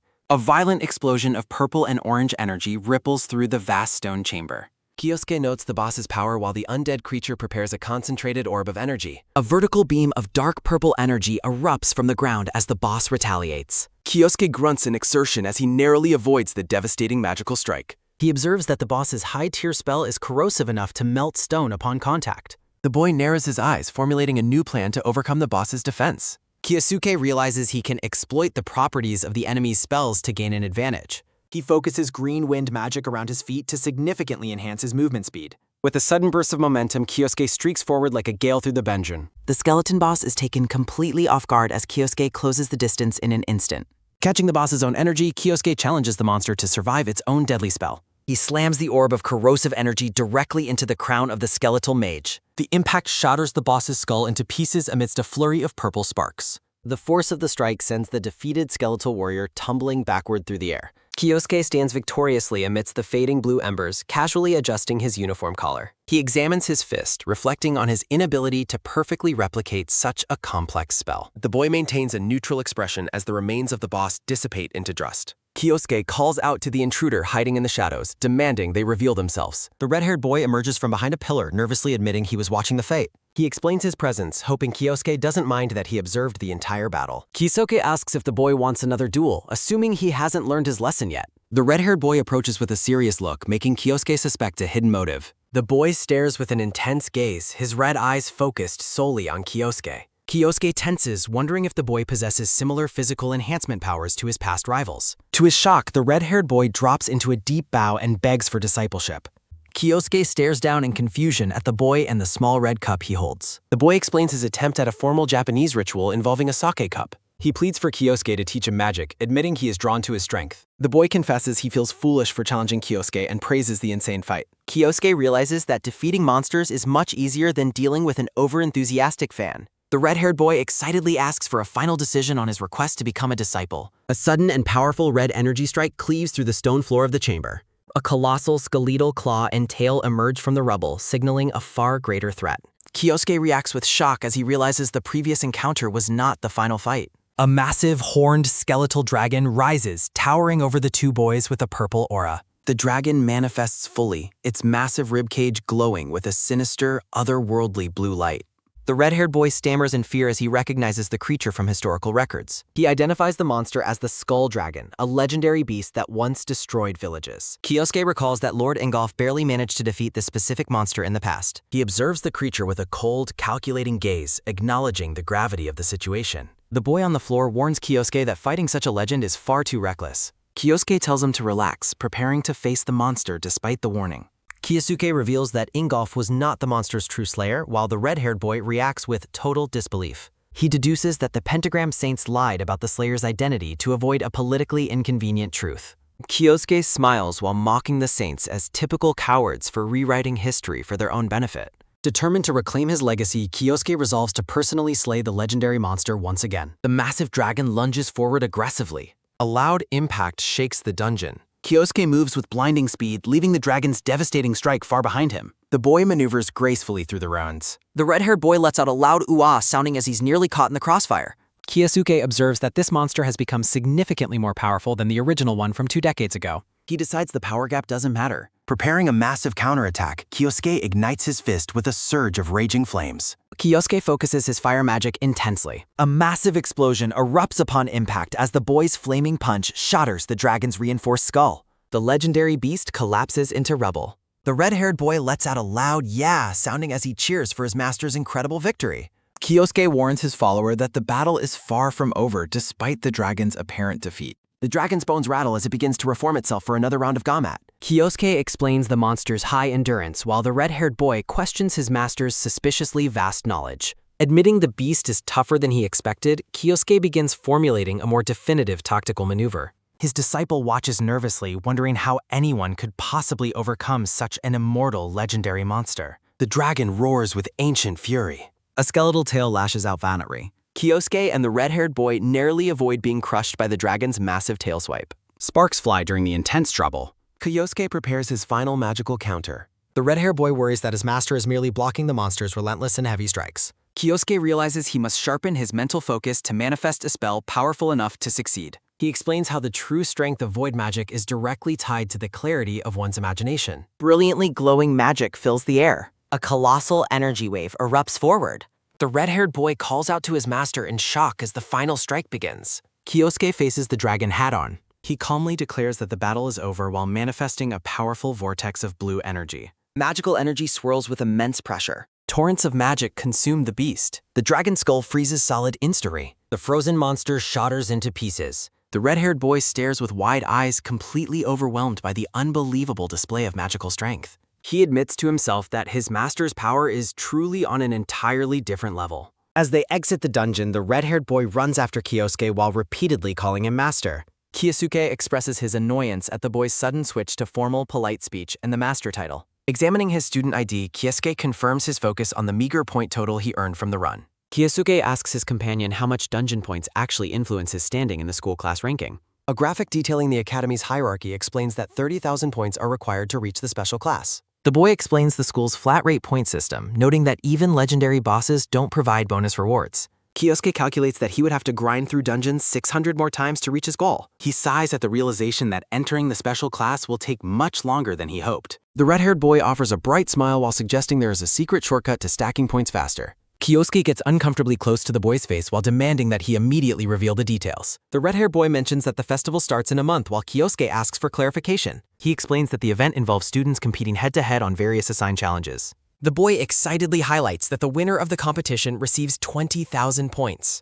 Kyosuke realizes that taking the top spot would allow him to close the point gap with Ingolf immediately. Kyosuke clenches his fist with determination while his follower stands in the background. He confidently vows to secure first place at the upcoming Sublime Heaven Festival. On the day of the event, an announcement declares the official start of the festival. The red-haired boy cheers that the moment has finally arrived, while Kyosuke calmly agrees. Kyosuke considers that winning the top spot here is his ticket to the special class. He reflects that this progress brings him closer to the man who betrayed him 2 decades ago. A graphic explains that the primary goal is to claim the gemstone at the tower's summit. The announcer states that any method is allowed and the choice of strategy is up to the students. The officials call for the participants to demonstrate the strength they have diligently refined. Smirking, Kyosuke decides that such a meritocratic system suits his goals perfectly. The red-haired boy shadowboxes excitedly, pledging to help his master take the top spot.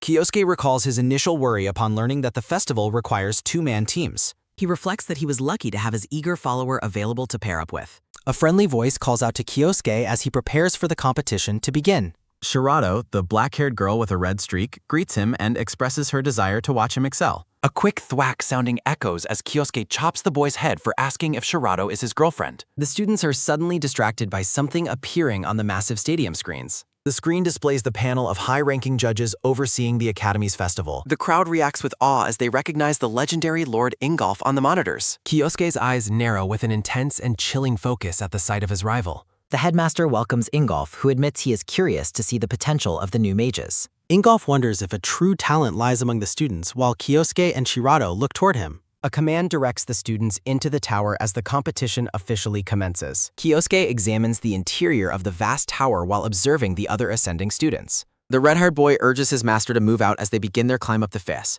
A sudden, loud boom sounding occurs as an explosion triggers near the ascending mages. A massive green aura wolf monster appears, shocking the red-haired boy with its sudden presence. The boy asks for orders, noting that the school has indeed released creatures into the tower. Kyosuke instantly incinerates the giant wolf with a single powerful flame-infused punch. The disciple lets out a loud wah, sounding in total shock at his master's overwhelming strength. Kyosuke lands casually on the stairs while other participants watch his display in disbelief. He tells his partner to keep moving while walking past the remains of the defeated beast. The boy quickly recovers from his surprise and follows his master deeper into the tower. Outside, the audience watches Kyosuke's rapid progress as his run is broadcast on the screens. Ingolf notes with a curious gaze that the impressive student is Japanese. Shirato smiles with confidence while others marvel at the student who just one-shotted a monster. The red-haired boy lets out a loud dorya, sounding as he strikes down a monster in their path. Kyosuke checks on his disciple, who gives an enthusiastic thumbs up and claims he is full of energy. Kyosuke tells him not to slow down as they continue their relentless ascent.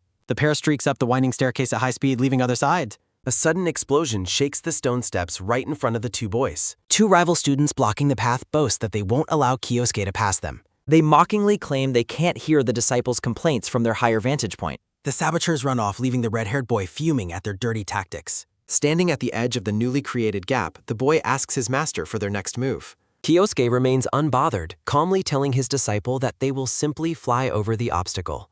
The red-haired boy expresses total confusion, questioning how his master intends to fly over the obstacle. Kyosuke rockets into the air with a swirling green aura, carrying his terrified disciple who lets out a loud wah sounding. The blonde and blue-haired rivals reach a massive wooden door and celebrate arriving at the final chamber first. Smirking, the blonde student boasts that the climb was easier than expected and mocks the idea of losing to a Japanese student.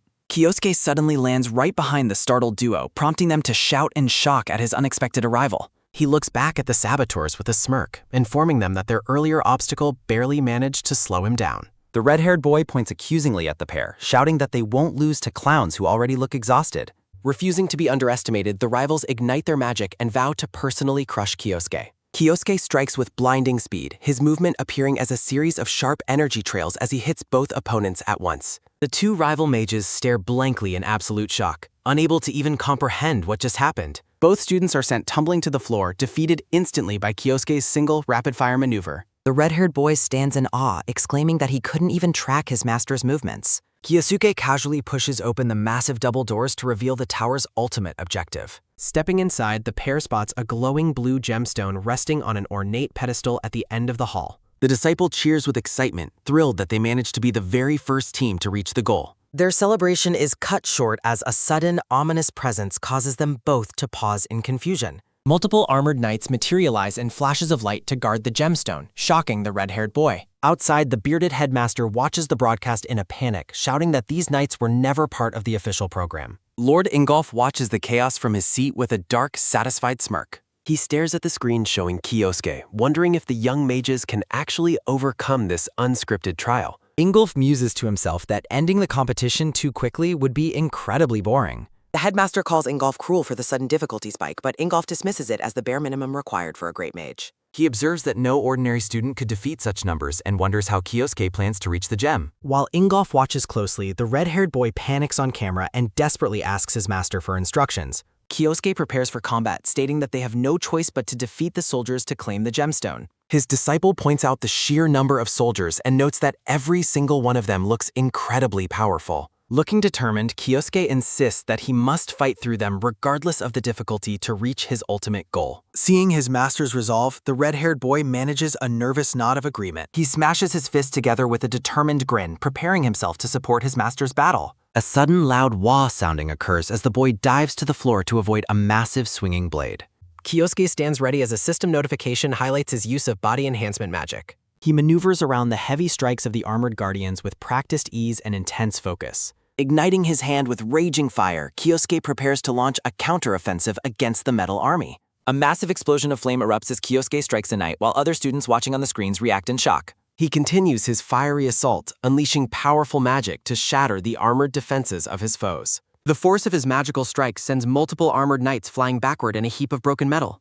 A wide view of the chamber shows the aftermath of Kyosuke's explosive power as he stands alone against the remaining force. Watching from the sidelines, the red-haired boy admits to himself that his master's power is truly insane. Ingolf acknowledges Kyosuke's impressive magic, but wonders if the boy actually intends to wipe out the entire army alone. Slamming his hand down, Ingolf declares that despite the display, things won't be that easy for the challenger. The defeated knights begin to respawn and multiply in bursts of light, causing the red-haired boy to despair and shock. Frustrated, the disciple shouts out, questioning what the school could possibly be thinking by throwing such a challenge at them. Shirata watches the screen from the crowd, noting that while his odds are low, she is eager to see if he can break through. Looking at his image on the massive monitor, Shirata wonders what Kyosuke's next move will be. A knight swings a massive weapon, but Kyosuke remains calm as he prepares to face the overwhelming numbers once more. He counts about 30 knights and admits it's a significant number, but his thoughts drift elsewhere. A memory of a terrifying multi-eyed monster appears as Kyosuke reflects that compared to his past battles, this is nothing.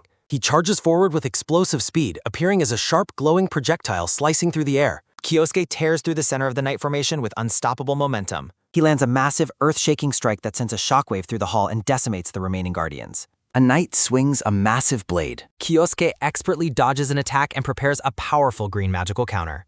The knight is sent flying. Kyosuke realizes single strikes are inefficient and considers a large-scale spell. A knight unleashes a devastating swing. Kyosuke decides he lacks the time to create a new spell and prepares an alternative. He chooses to replicate a spell he has witnessed before as blue energy surges. Despite his dislike for the original user, Kyosuke decides to recreate their efficient spell. He activates his potent void magic. A massive magical explosion decimates everything. Lord Ingolf watches the display in disbelief. Kyosuke maneuvers through the chaotic aftermath. He unleashes a final powerful blast. He combines wind and earth magic. Fusion magic completely overwhelms the knights.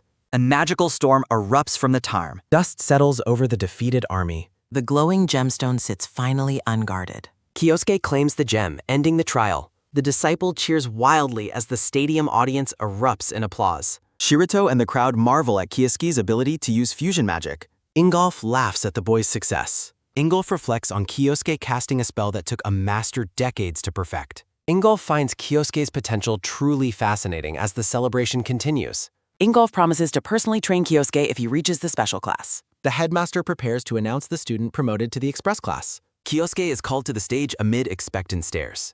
The students gossiped about Kyosuke's incredible performance since his recent transfer. While others question his humanity, the disciple takes pride in his master's success. The announcer introduces a special guest for the upcoming armband ceremony. An ominous guest is invited to the stage, shocking the onlookers. Lord Ingolf takes center stage as the best. Ingolf reacts with shock to the contents of the document.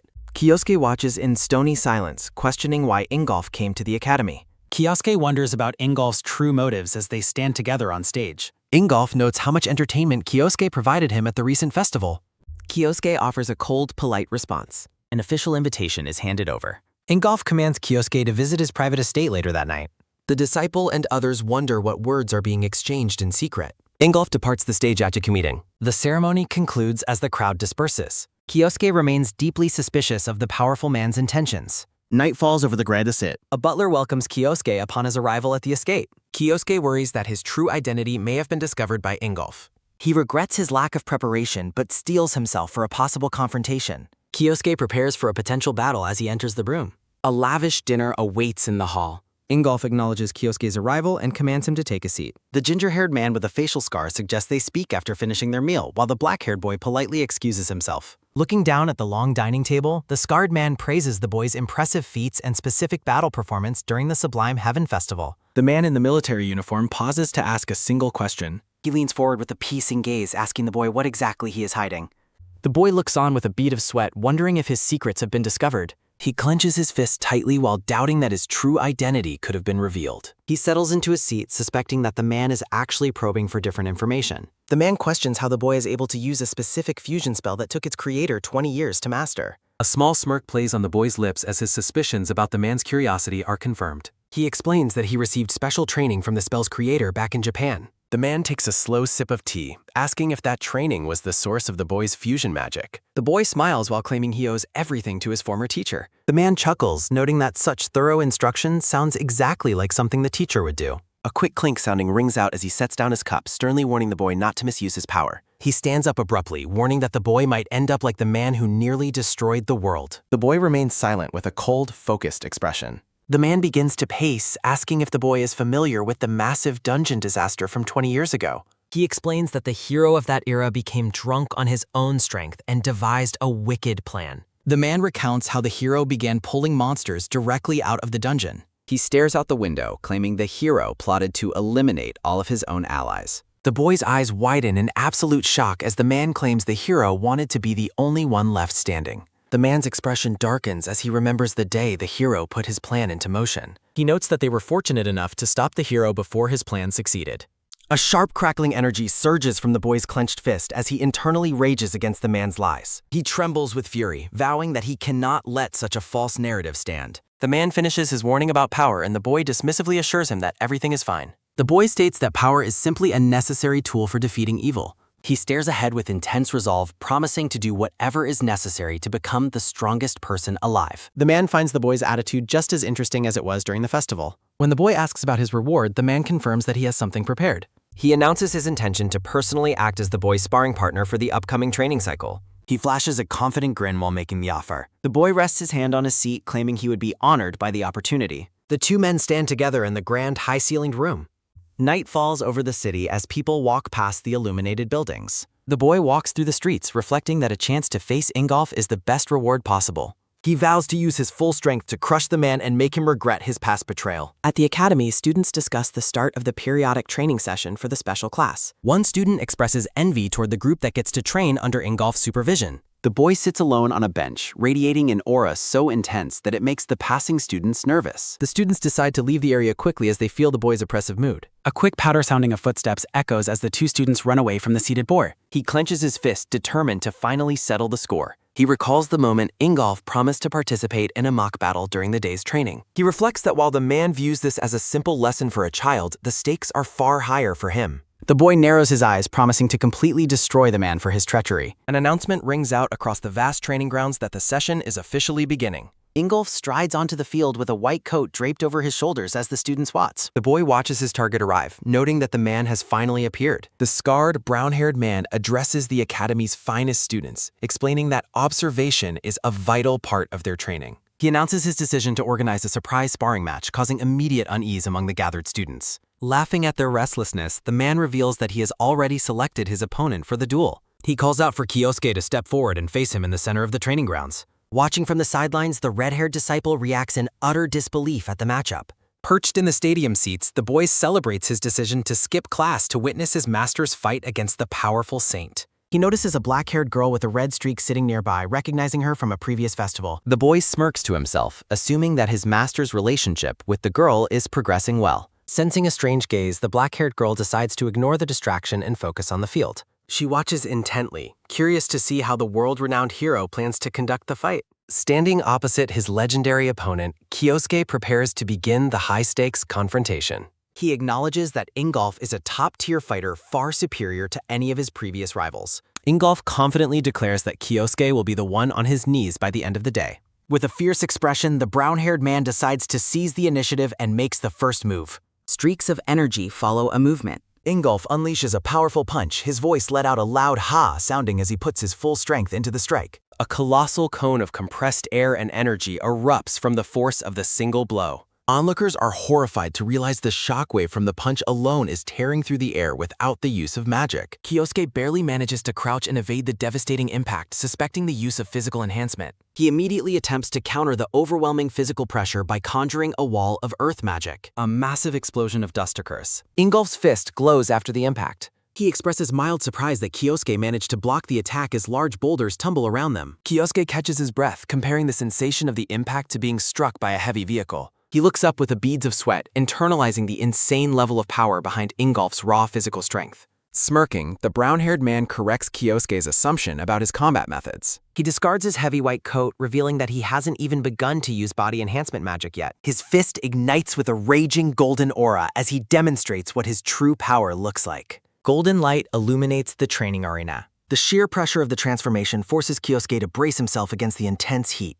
A golden projectile slices here. Violent shockwaves ripple through the ground. The red-haired disciple shouts in alarm as he watches his master being relentlessly pushed back by the assault. Ingolf praises Kyosuke's sharp instincts for using wind magic to escape, but warns that the battle is just starting. A vertical pillar of light erupts. The resulting explosion sends Kyosuke flying backward through the air as the stadium trembles. Skidding across the grass, Kyosuke struggles to maintain his footing after the massive impact. He realizes that the situation is far too dangerous to continue holding back his true potential. Kyosuke begins to manifest a swirling green vortex, prompting the boy in the stands to anticipate a counterattack. Recognition dawns on the black-haired girl as she sees the familiar technique Kyosuke used once before. Green magic tears through the area. A gargantuan cyclone of magical power erupts, pulling massive rocks into the swirling green current.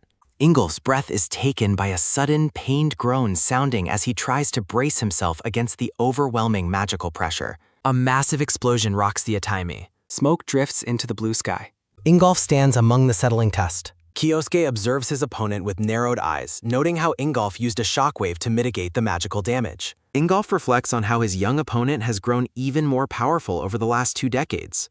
With a dark grin, he decides that it's finally time to stop holding back his true strength. He gathers a massive concentration of yellow energy, letting out a sharp "kuh" sounding as he prepares a final strike. Kyosuke reacts with utter shock to the golden power radiating from his opponent.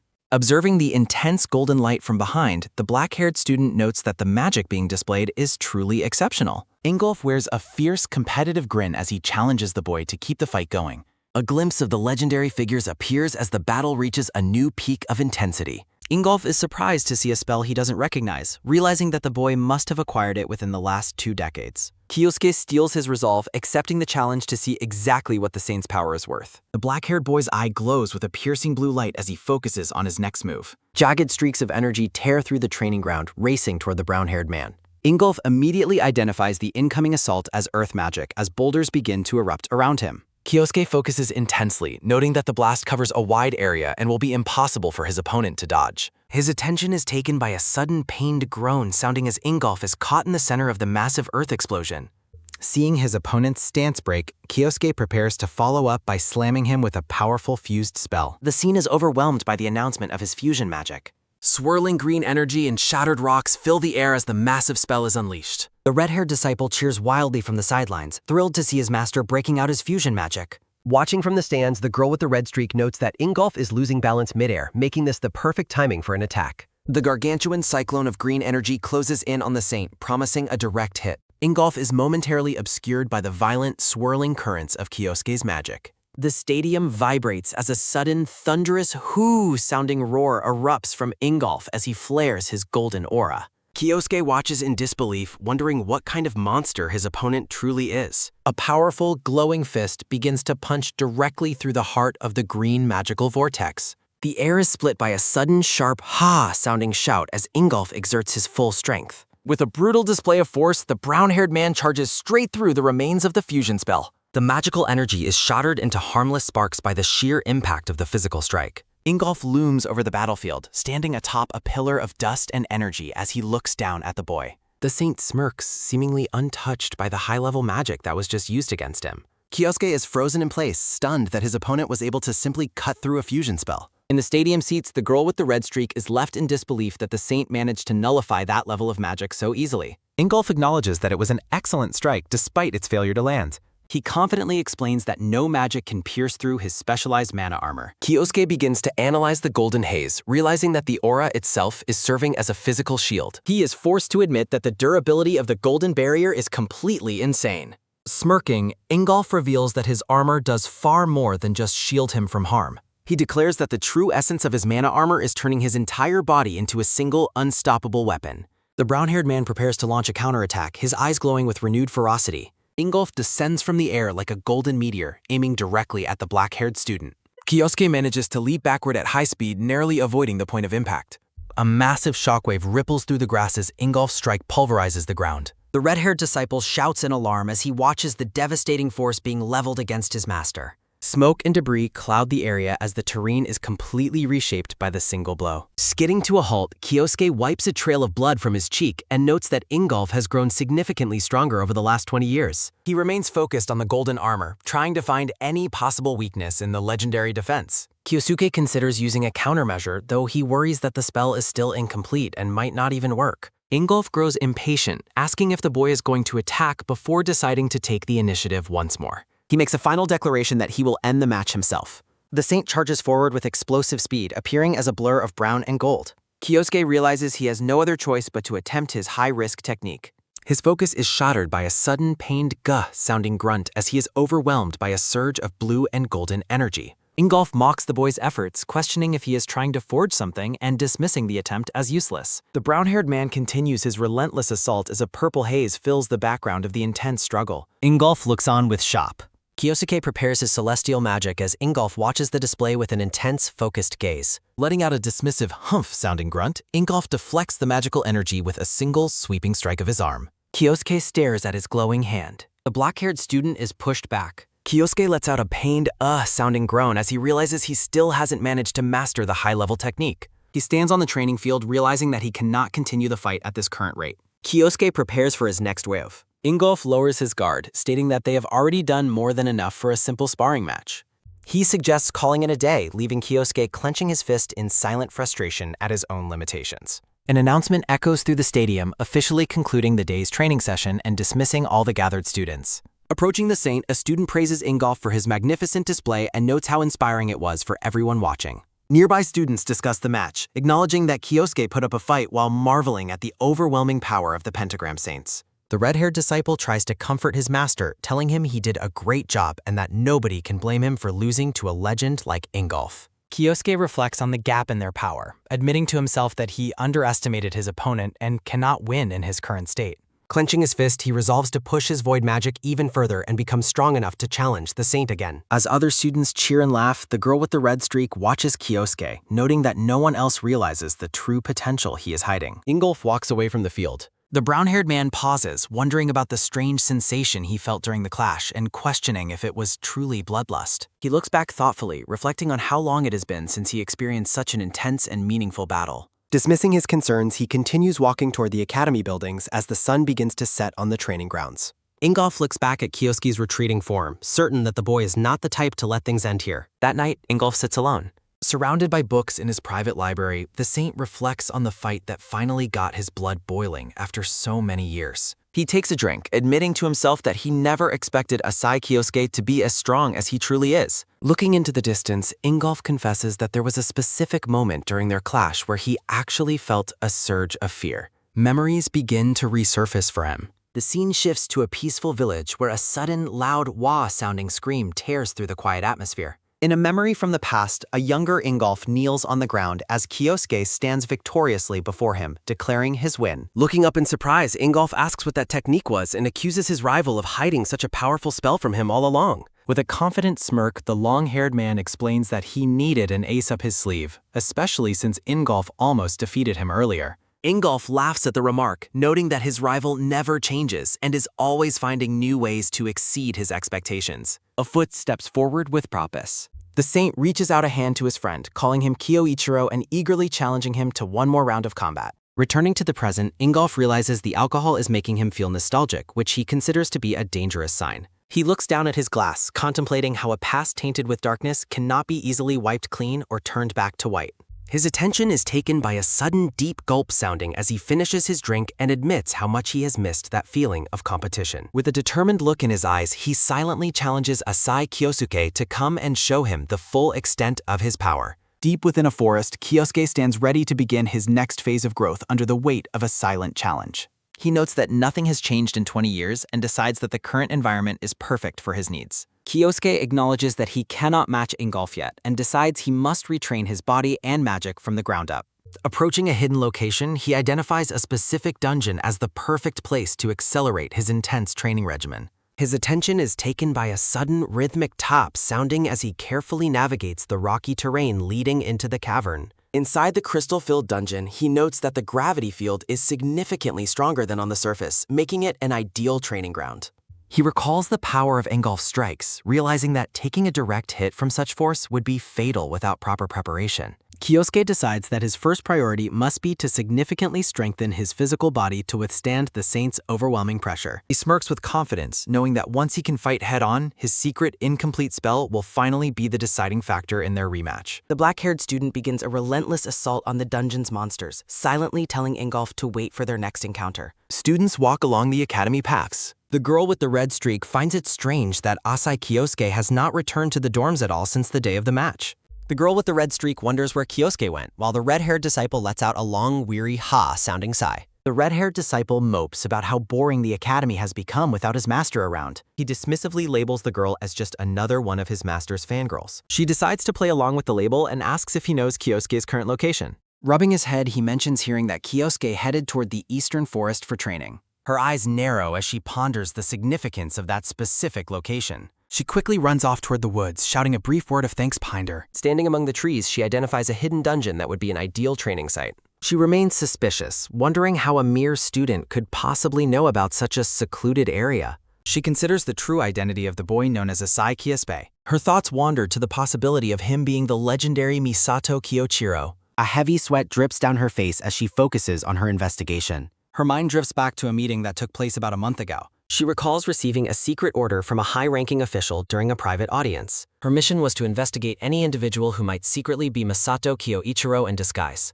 She confirms that Asai Kyosuke was one of the primary names on her watch list. The gravity of her mission weighs on her as she contemplates the boy's secret. Entering the crystal cavern, she notes that the environment is just as harsh as she remembers. She searches the glowing crystals, questioning if Kyosuke has truly been training in such a place. Deep inside, the shirtless boy stands over a mountain of defeated, bleeding monsters. She is stunned by the transformation, noting that his aura has become entirely different. She looks at the carnage, realizing he has cleared out the most dangerous beasts alone. The sheer power radiating from him exceeds any of her previous expectations. Reaching for her phone, she reports her findings to her superiors immediately. She warns her contact that Kyosuke might eventually reach the same level as Lord Ingolf. On the other end, a blonde woman smirks while asking about the boy's suspected identity. The woman's expression is predatory as she listens to the report. Letting out a dark laugh, the woman confirms that everything is unfolding exactly as expected. Below her, a congregation of people prays as she predicts things will become very interesting. The blonde woman declares that the current events are all part of a greater divine plan. Brilliant purple crystals glow with an eerie light throughout the silent dungeon. A massive, leathery wing of a fallen beast indicates that the training phase is complete. Standing atop the remains of a dragon-like creature, Kyosuke exudes a terrifying presence. Clenching his fist, he vows that his next strike will finally land on Ingolf. In a dimly lit office, a telephone begins to ring insistently on a desk. The pentagram Saint Iwako Hideki answers the call with a look of extreme apprehension. Ingolf's voice comes through the receiver, making the man's face pale with tension. Terrified, Iwako stammers while asking if something has gone wrong to prompt the call. Ingolf gets straight to the point, asking for detailed information regarding Asai Kyosuke. Iwako hangs up and collapses in a cold sweat, paralyzed by the inquiry. He realizes with dread that he cannot possibly tell the saint the truth about the boy's past. The man screams in a fit of pure panic, fearing his own imminent death. Back in his quarters, Ingolf stands tall while holding the receiver of an old-fashioned phone. He narrows his eyes, sensing that Iwako is intentionally withholding vital information from him. His attention is caught by the sound of a letter being slid under his door. He reaches down to pick up the plain white envelope that appeared so suddenly. Pulling out the contents, he wonders who could have sent him such a message. His pupils dilate in a surge of intense fury as he reads the document. Crumpling the paper in his gloved hand, he lets out a sharp sounding grunt. His gaze becomes murderous as he confirms his darkest suspicions were correct all along. In a flashback, Ingolf apologizes to Kyoichiro while the two sit together on a hill overlooking a village during sunset. Kyosuke dismisses the apology, explaining that he felt compelled to help because Ingolf's hometown was being destroyed. Ingolf questions his friend's decision, noting that accepting the official national request would have been far more profitable. Kyosuke laughs off the suggestion, stating that those powerful officials only care about flaunting their own strength. He admits that he prefers being there for the common people who are truly in desperate need of assistance. Ingolf pauses as he prepares to make a final observation about his companion's character. The peaceful village glows warmly in the distance under the setting sun. Ingolf identifies the location as Keld's Hill, claiming it is the premier spot for viewing the sunset. Kyosuke notes that it is obvious how much Ingolf treasures this specific place. A peaceful sunset bathes the landscape in gold. Ingolf looks determined, stating his desire to become stronger for reasons beyond just protecting his home. He acknowledges that countless other locations are currently facing the threat of dungeon outbreaks. Kyosuke smirks and offers to form a partnership with him to face those threats together. Kyosuke decides to remain in the country to train and toughen himself up further. The two warriors finalize their pact with shared laughter and a sense of camaraderie. Ingolf recalls how they would frequently meet on that hill to spar and test their limits. His expression darkens as he remembers a tragic turning point. A massive windmill is engulfed in roaring, violent flames. Screams echo as the village is consumed by a devastating and sudden inferno. Ingolf stares in absolute horror at the destruction surrounding him. Through the smoke, he spots a lone figure walking away from the burning ruins. Clenching his fist, the saint resolves to keep the other pentagram saints out of this matter. Overwhelmed by rage, he vows that he will be the one to personally kill Kyoichiro. Darkness and static fill the void. Back in the present, Kyosuke walks calmly through the academy's stone corridors. He anticipates their upcoming rematch during the next scheduled training session in 1 week. His thoughts are interrupted by a loud, distant shout.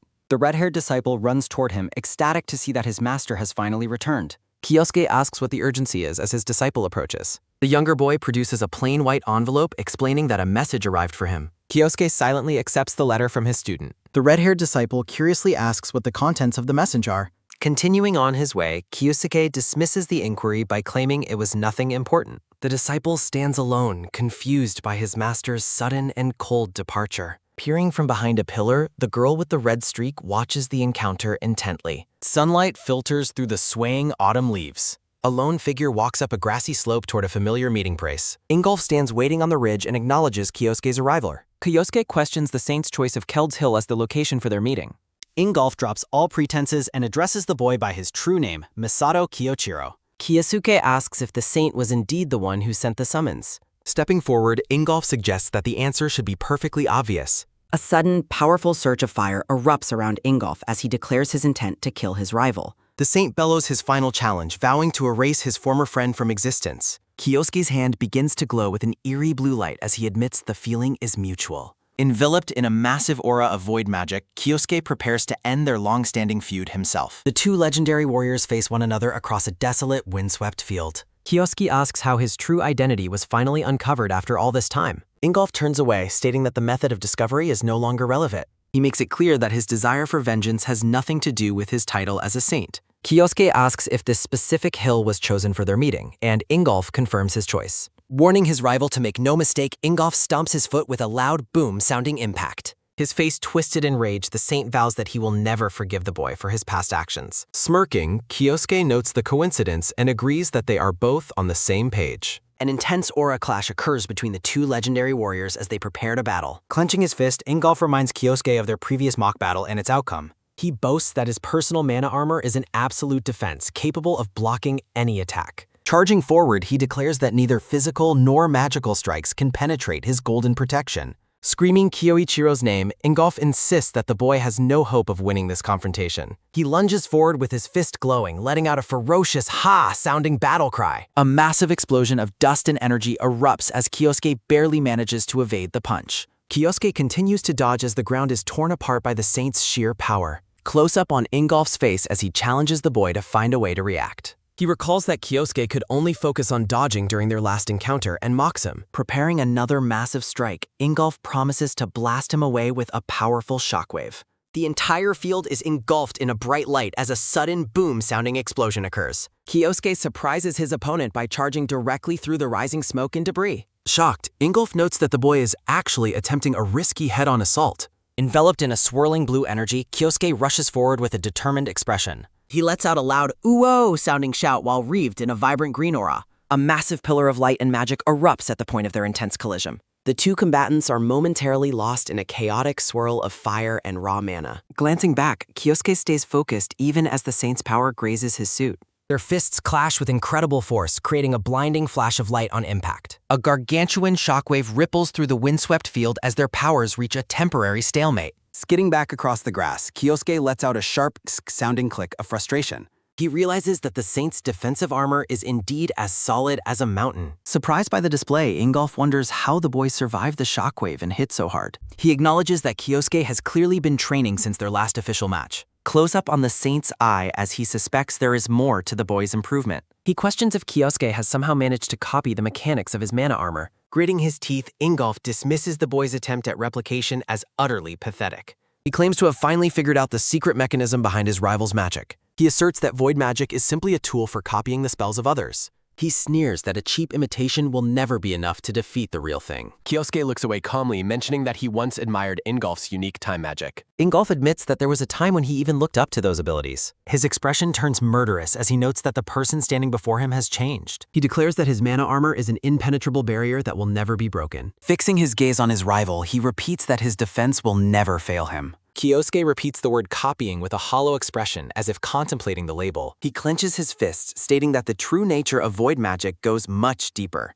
Smiling broadly, he says he can finally show the results of his recent mental visualizations. Ingolf recognizes the stance and realizes the boy is preparing his ultimate move. He remains confident that it won't matter, dismissing any new technique as irrelevant. Charging ahead, he bellows that no known spell in existence can pierce through his armor. He leaps into the air for a descending strike, wreathed in a golden flaming aura. Focused, Kyosuke begins to activate his void magic with a surge of dark energy. Ingolf shouts for his rival to eat his next strike as he brings his fist down. The brown-haired man delivers a massive flaming punch that creates a huge boom-sounding impact. Ingolf glares with hatred as blood splatters. Kyosuke skids across the Kai glass. Ingolf grunts in pain, shocked that his arm was actually damaged. Stunned, the saint realizes his golden armor was broken through. Sweating, Ingolf notes that no one has ever been able to do this. Kyosuke explains that void magic is more than just copying spells. Ingolf's eyes widen in terror at a new manifestation. A massive sword of roaring flame suddenly appears. Bellowing in rage, Ingolf demands to know what he is seeing. Kyosuke invites his opponent to feel the power of his weapon. His face bathed in light, he tells him to feel it for himself. Ingolf asks if he created the flaming sword from his own imagination.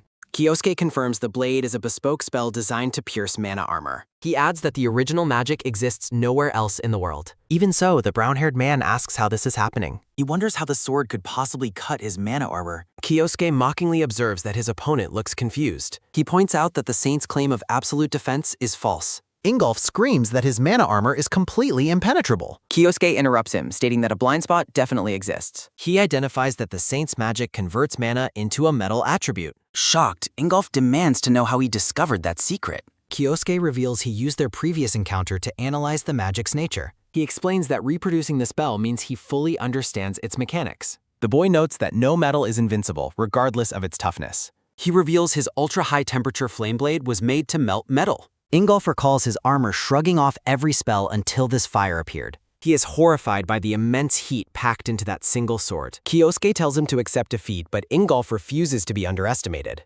Ingolf bellows that a new trick doesn't mean the boy has won. The saint lunges forward with a massive flaming punch. He screams his intent to smash the boy's arrogance out of him. Their powers collide with a loud boom-sounding impact. Kyosuke stares down his rival as they clash with incredible force. A massive arc of fire erupts as the sword swings through. Ingolf is thrown backward as blood sprays from a new word. The saint collapses to his knees in a pool of blood. Looking up in agony, he realizes this cannot be happening. Kyosuke observes that being emotional makes his opponent's moves predictable. He tells Ingolf he hasn't fixed his old habit, sparking more rage. Roaring for him to shut up, Ingolf charges forward with primal fury. The ground shatters as Kyosuke dodges another desperate, violent strike. Ingolf's eyes glow with hate as he lunges again. He yells for the boy to never dare lecture him about the past. His face is twisted in a mask of pure, murderous rage. He screams that the boy was the one who burned his homeland. Kyosuke tries to get him to wait and listen for a moment. The saint answers him with a ferocious, ha-sounding roar. Kyosuke accepts the challenge as blue lightning ignites around his fist. Reeved in electricity, the boy rushes forward for the final collision. A massive, blinding explosion of blue and white energy erupts across the field. Ingolf lets out a pained, sounding grunt as he realizes the boy has used a smokescreen. He shouts a desperate curse at the boy while blinded by the swirling dust. Ingolf's eyes widen in terror as a flaming blade suddenly appears inches from his face. Kyosuke stands firm, pointing his burning sword directly at the scarred man's dirt. The black-haired boy stares at his opponent with a cold and unwavering gaze. Ingolf remains frozen in shock, sweat dripping down his face from the intense heat. He grits his teeth in frustration, desperately asking why the boy is doing this. He laments that he viewed the boy as a rival he could truly push himself against. Ingolf looks down at the blade, asking why the boy wouldn't let him believe in their bond. Kyosuke looks back over his shoulder as he coldly addresses Ingolf by name. A sudden sharp beam of purple energy pierces through Ingolf from above. The man recoils as the magical strike hits him, his eyes glazing over with pain. Kyosuke looks up in surprise, wondering what is happening to his target. A pair of white high-heeled shoes stands at the edge of a cliff overlooking the battlefield. A blonde woman in a white dress chuckles as she aims a crossbow, refusing to let the fight end yet. Kyosuke glares toward the cliff, recognizing the dangerous presence immediately. Claudia stands triumphantly above the field, holding her wooden crossbow with a smug smile. She greets the boy as Kyoichiro, and he realizes in a panic that she knows his true identity. Claudia's hand glows with a soft light as she notes that their proper reunion will have to wait. She claims the real entertainment is just beginning as a massive magic circle forms around Ingolf. Ingolf's expression becomes blank and possessed as the purple light consumes him. He lets out a sharp gasp of pain as the intense magic begins to warp his body. Kyosuke watches in horror, recognizing the technique as Claudia's powerful hypnosis magic. Claudia prepares to initiate the next phase of her twisted game. She commandingly tells the two men to slaughter each other as much as they desire. The blonde woman turns away, her white robes fluttering in the wind. Claudia looks back one last time, announcing that it is finally time for the real battle. Kyosuke looks down at the possessed man, feeling the shift in the atmosphere. He notices Shirato Sayuki standing in the distance, watching the chaos unfold. Kyosuke grits his teeth, looking visibly tensed by the deteriorating situation. Claudia looks over her shoulder, encouraging Kyoichiro to fight to his heart's content. Kyosuke shouts for the woman to wait as she begins to depart. A towering pillar of purple and white energy explodes upward from Ingolf's position. Magical power surges violently through the possessed man's muscles and armor. Ingolf lets out a guttural, terrifying roar as the energy completely takes him over. Kyosuke stares at the transformed man, realizing he is facing a mindless beast.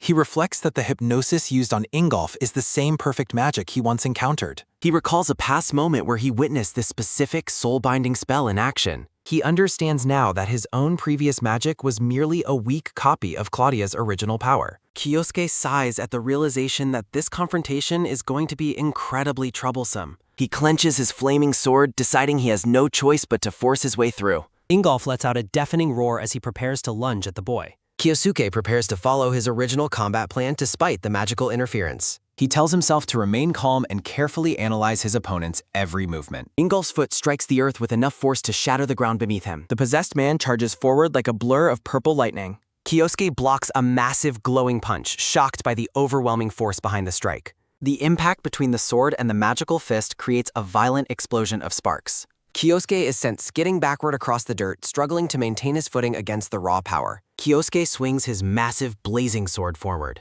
Ingolf grits his teeth with intense concentration. Blood drips from a heavily bruised clenched fist. His arm mangled and bleeding, the saint lets out a painful grr-sounding groan and an sounding grunt. Kyosuke observes his opponent's muscles swelling unnaturally and realizes that something powerful is happening. He wonders if Claudia used her hypnosis to remove the subconscious limiter that normally holds back human strength. The flaming sword creates a massive arc of fire. Looking at the destruction, the boy reflects on how this level of precision is expected of the queen of mind control. Noting that the Saint's speed has reached a whole new level, Kyosuke decides he must shut that down first. He brings his giant flaming blade down on the glowing opponent. Behind the wall of fire, the boy locks onto his intended target. Enveloped in a pink aura, Ingolf lunges forward at high speed.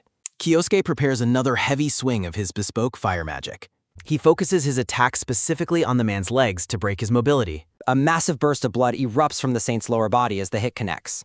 The black-haired boy mentally celebrates the success of his strike. Ingolf attempts a desperate counterattack, lunging forward with his fist while vowing to end things with this strike. A violent explosion of energy occurs at the point of impact. Both combatants are sent flying backward across the windswept field. Skidding across the ground, Kyosuke lets out a frustrated damn-sounding remark. He is visibly shocked that his rival is still capable of fighting even after taking such a heavy hit. Ingolf suffers a sudden colored distortion as he lets out a coughing cuss-sounding gasp under Kyosuke's watchful gaze. The Saint falls toward the earth wreathed in chaotic purple energy. Kyosuke continues to move quickly, sliding across the dry grass. Watching the man struggle in the distance, the boy wonders what is actually going on with him. Ingolf clutches his face in agony while letting out a pained Gus-sounding groan and a Goss-sounding rasp. Kyosuke doubts the hypnosis failed, noting that Claudia isn't the type of person to screw up a plan. He reasons that if she intended to use Ingolf, she would have ensured every detail was perfect. Though he realizes something doesn't add up, the boy decides to save the deep thinking for later. He begins to gather a new surge of blue void magic in his hand. Raising his flaming sword, he declares that it is finally time to end their long battle. Kyosuke charges forward as a massive shockwave of light prepares to burst forth. Ingolf looks on with wide, vacant eyes as he prepares for the final collision. The Saint lets out a terrifying, bone-chilling "Gah!" sounding roar. The two legendary warriors clash one last time in a swirl of fire and magic. A gargantuan pillar of energy erupts, bathing the entire area in blinding light. Blood splatters across a trembling hand as a sharp "Gah!" sounding grunt is heard. Kyosuke prepares a finishing blast, shouting for his rival to take his final strike. He visualizes the raw mechanics of his void magic as he prepares to blast the shockwave forward. A massive lance of blue energy pierces through the center of the Saint. The resulting magical explosion ripples across the desolate, windswept field. The scene turns quiet as the dust begins to settle over the distant mountains. Standing tall, Kyosuke watches as the Saint's purple aura finally begins to dissipate. Collapsing into the boy's arms, Ingolf weakly admits that he has finally lost. Looking away with a cold expression, Kyosuke confirms that he has won their battle once again. A faint, hollow, ha-ha sounding laugh escapes from the dying man's lips. The Saint admits that fighting against the boy is the only thing that really gets his blood pumping. The sun sets behind the silhouette of the jagged mountains. Kneeling by his fallen rival, Kyosuke listens as Ingolf mentions the person who burned down his homeland. His eyes closed and face peaceful, the legendary Saint finally takes his last breath. Kyosuke looks back with a shocked expression, asking for clarification on the man's sudden claim.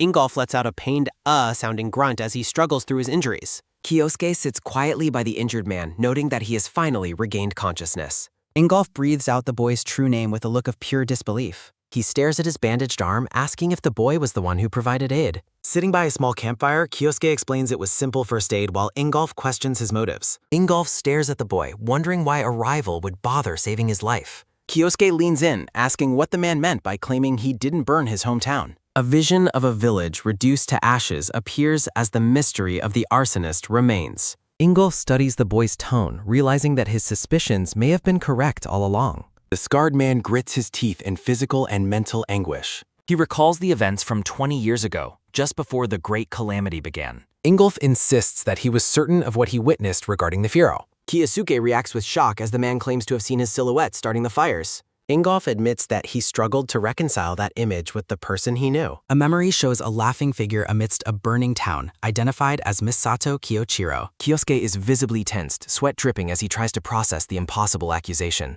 He internally denies the crime while wondering who could have successfully impersonated him. Ingolf explains they found evidence of a mass assassination plan in the hero's private quarters. Kyosuke's eyes widen in horror at the magnitude of the frame job against him. A sinister, glowing figure represents the false conclusion reached by the ancient saints. A massive magic circle binds the hero as the group delivers their final judgment. Kyosuke realizes the man isn't lying, meaning the entire betrayal was a carefully orchestrated plot. He deduces that the person Ingolf saw was an illusion created by the true mastermind. The boy narrows his eyes, identifying the only person capable of such a feat. A single name echoes through the silence. Claudia. Claudia stands tall with her crossbow, her blonde hair flowing as she smirks. Kyosuke recalls her hypnosis magic, which can rewrite memories and force specific behaviors. The two men exchange a look of mutual understanding regarding the woman's interference. Ingolf realizes that Claudia's support was actually a method of control. A vision of Claudia controlling puppets highlights her ability to distort a person's perception of reality. The scarred man begins to see the truth behind the deception. He concludes that he was manipulated into mistaking the hero for a monster. Kyosuke agrees that this revelation finally explains the betrayal he suffered. Ingolf stands up, stating that he owes the hero a profound apology for his ignorance. He clutches his chest in shame, lamenting how deeply he wronged his former ally. Kyosuke watches the man's display of regret with a calm expression. Ingolf prepares to face the consequences of his actions as he grips a small dagger. He looks at Kyoichiro, ready to offer his life as a form of penance. He holds the weapon firmly, prepared to accept whatever judgment the boy decides. He looks out at the mountains, requesting that he be buried on the spot. Kyosuke remains silent, his expression unreadable in the flickering firelight. The man stands tall before the boy under the moonlight, awaiting his fate. Kyosuke smiles softly, asking if the man remembers their old training sessions together. Ingolf is taken aback by the boy's nostalgic and forgiving tone. The two former allies stand together in the quiet, mountainous landscape. Kyosuke asks who truly broke their bond and if they should let them escape.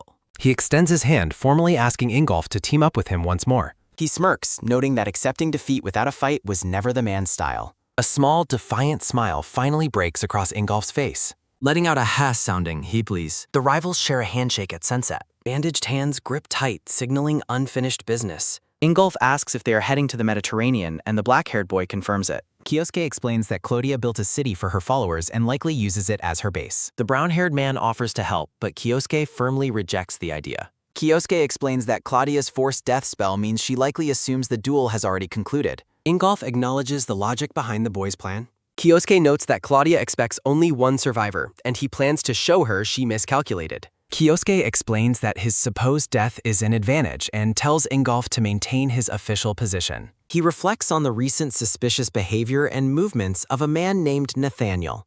The two men confirm their trust in one another and their shared goals. The allies stand together on a stone half. A bright moon signals the next phase. He vows to make his enemy regret the framing and manipulation. A fist clenches with newfound dark determination. Kyosuke looks up and whispers the name of the stocket. An armored man and a powerful sorceress stand together amidst mystical energy. A lone seagull perches on a ship's wearing. The bird takes flight into the blue sky. Kyosuke gazes at the sea from the deck. The boy reflects on the many events that occurred in Germany. He remembers how his student, Mateo, remained emotional and unchanged until the very end. Kyosuke thinks about the unexpected turn of events that led him to reconcile with his former rival. He pushes aside his sentiment to focus on the mission ahead. The boy confirms his destination in the Mediterranean. A cruise ship surges through the deep ocean. He visualizes the blonde-haired woman gathering her followers and building her own private city. Kyosuke tracks her current location to these distant islands. Kyosuke decides to infiltrate the religious city by posing as a believer to find a way to reach Claudia. Lighting up his hand, he decides to activate a specific void spell. He activates recognition-blocking magic, noting that while imperfect, it effectively hides his presence. A traveler with a mustache asks if the boy is also going to worship Borgoism. Kyosuke realizes Bourgeoism is the name of the new religion and gives a vague confirmation. The traveler laughs and remarks that simple devotion will not get a young man very far. The man shares his hope of meeting Claudia by presenting a large suitcase full of offerings. Kyosuke starts to recall that the new religion uses a system to rank its followers. He considers the ranking system of the believers as the ship nears land. An announcement informs all passengers that the ship will be docking shortly. The mustache traveler tries to offer a friendly farewell. A confused sounding escapes the traveler. Looking around the deck, the man searches for the person he was talking to. He realizes he cannot even remember the face of the boy. Kyosuke smiles to himself, noting that his stealth magic is working perfectly. As he walks through the crowd, he prepares to settle old scores from decades past. The name of his nemesis remains focused. The ship arrives at a grand city with unique stone architecture. Kyosuke looks up at the impressive scale of the city. The boy stands stunned amidst a bustling square. He looks down at the paved stones of the Grand Plaza. Reacting to the building's scale, the boy remarks on its massive size. He notes that an entire city for believers is supposedly housed inside. The traveler calls it incredible that Lady Claudia bought the whole island. A look of skepticism crosses the boy's face. He remembers when Claudia only had a tiny monastery in the area. Looking at the spire, he questions how she managed to build it. He reasons that the tower's size makes it perfect for a stealthy entrance. He notes the tight security but remains unconcerned. He prepares to bypass security using his void magic. A guard scans the boy and finds no abnormalities. The guard accepts him as a first-rank Borgwest and gives him credentials. Holding a Roman numeral pendant, the boy notes his limited access. The guard explains that rising in rank requires passing specific trials. A voice instructs him to proceed through the massive doors. The boy relies on recognition blocking magic to ensure the guard forgets him. The spire overlooks the sprawl of the Believer's city. People stand along a stone bridge above the city streets. A giant knight statue looms over the plaza where the boy walks. He finds it hard to believe he is standing inside a tower. The boy walks down a quiet city street with his back. He notices a commotion at a nearby arched gate. The traveler desperately offers to pay any price to enter. The man lets out a pained sounding groan. A guard dismisses the man's offer while tossing a suitcase away. The traveler lunges forward, vowing to meet Lady Clyda. A terrifying "gah-ah" sounding scream fills the air. The man is struck by a sudden burst of yellow energy. He falls to the ground, charred and smoking under the impact. Guards stand over the fallen body as the boy watches. He concludes that brute force will not work against their defenses. He visualizes the ranking system and decides to climb it. The boy stands before a sign marking the first layer. He clenches his fist with newfound determination. He chooses to climb the hierarchy from the bottom. Sunlight reflects off the white stone of the bell tower. An assistant delivers a list of new believers to Priest Samoa. Priest Samoa sinisterly announces he will personally test the new recruits. Relaxing by a fountain, the boy reflects on his successful infiltration. He plans to clear upcoming trials to rise through the ranks. A white dove flies toward the boy in the square. He finds a letter tied to the bird and wonders about it. The letter directs him to a manor on the first floor. He walks toward the trial, vowing to crush any upcoming obstacle. A group of newcomers is welcomed inside a vast library. Samoa introduces himself as the priest overseeing first-rank disciples. He asks the group why they have come to the tower. Samoa commands the freckled girl to speak less. She admits her desire to reach the top and meet Claudia. The girl shares that her grandmother is currently bedridden. She hopes that Claudia will lend her power the help. The black-haired boy watches the freckled girl, admiring her for traveling alone for her village. Looking back at the group, the blonde man mocks the girl's shabby outfit and doubts her belief. Standing beside the blonde man, the bald man scoffs at her ambition, saying it's free to dream big. The priest in white asks if they want an audience with Claudia, and the men immediately apologize. The two men look visibly distressed as they realize they have already failed. Walking toward the window, the priest warns that climbing the tower is no simple feat. He raises 3 fingers, noting that 90% of those who try will fail. A vision shows people struggling on stairs, many of whom end up crushed by their own hope. The priest smiles warmly, claiming he supports their ambition despite the overwhelming odds. Facing the 5 students, the man prepares to announce the details of their first trial. Kyosuke and the others listen as the priest explains there will be 3 challenges in Tyrol. The priest commandingly explains they must go to the northeast dungeon and slay 500 monsters. The bald man shouts in disbelief at the extreme number of monsters required. Holding up a handful of glowing purple stones, the priest says to collect them as proof. He turns away with a smirk, advising them to take it slow as there is no time limit. Spreading his arms, the man expects good results and dismisses the group from the room. The blonde man gestures wildly in frustration while Kyosuke watches the freckled girl walk away. Kyosuke narrows his eyes as he studies the girl's determined and serious expression. The freckled girl walks down a wide, empty hallway as a quick tap sounding echoes. She looks up in surprise, admitting she honestly didn't expect a certain outcome. Recognizing Kyosuke standing nearby, she notes that he is the same guy from earlier. The black-haired boy asks what she didn't expect, noting that everyone else freaked out about the trial. The girl lets out a soft laugh, confessing that she is actually quite scared. A sharp breath sounding escapes her as she clutches her chest, stating she has no choice. She smiles at Kyosuke, asking if he's aiming for the top 2 and suggesting they both do their best. The boy watches her walk off, thinking there's something about her, but deciding not to investigate. Outside the stone tower at night, a man's voice expresses gratitude toward the priest.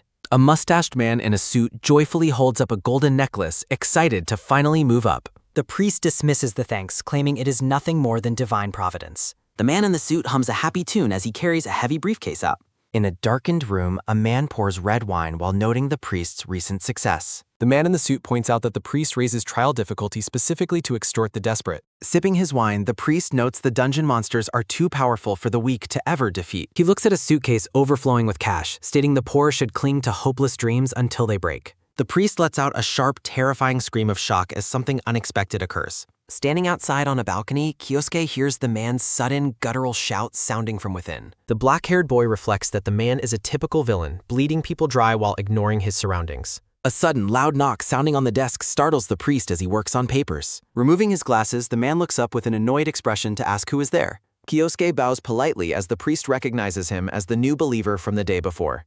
The boy cuts to the chase, announcing he is finished and has brought what was requested. He drops a bag, making a loud thud, sounding as purple stones spill across the desk. The priest stares in horror, shouting that finishing the task in one day should be impossible. He forces a nervous smile, trying to process the fact that the boy actually succeeded. Kyosuke leans in, warning the man to close his windows if he wants his dirty secrets kept safe. The priest is left speechless, sweat dripping down his face as he stares at the glowing stones. As the door closes with a sharp click sounding, the man wonders if the boy overheard them. His hand trembles with rage as he grips his chair, cursing the boy under his bath. Purple stones scatter across the room as he declares he won't let an upstart run wild in his domain. The priest glares with murderous intent, vowing to turn the tower into the boy's grave. High above the city, Samoa broods in deep, silent thought. Looking back with a sharp smirk, Kyosuke finds the recent warning to be completely insulting. Standing before a massive window, Samoa reflects on the pathetic nature of those who cling to cheap righteousness. Kyosuke stands alone in the disciples' dormitory. He notes that Samoa has yet to make a move against him. A sudden sound startles the boy.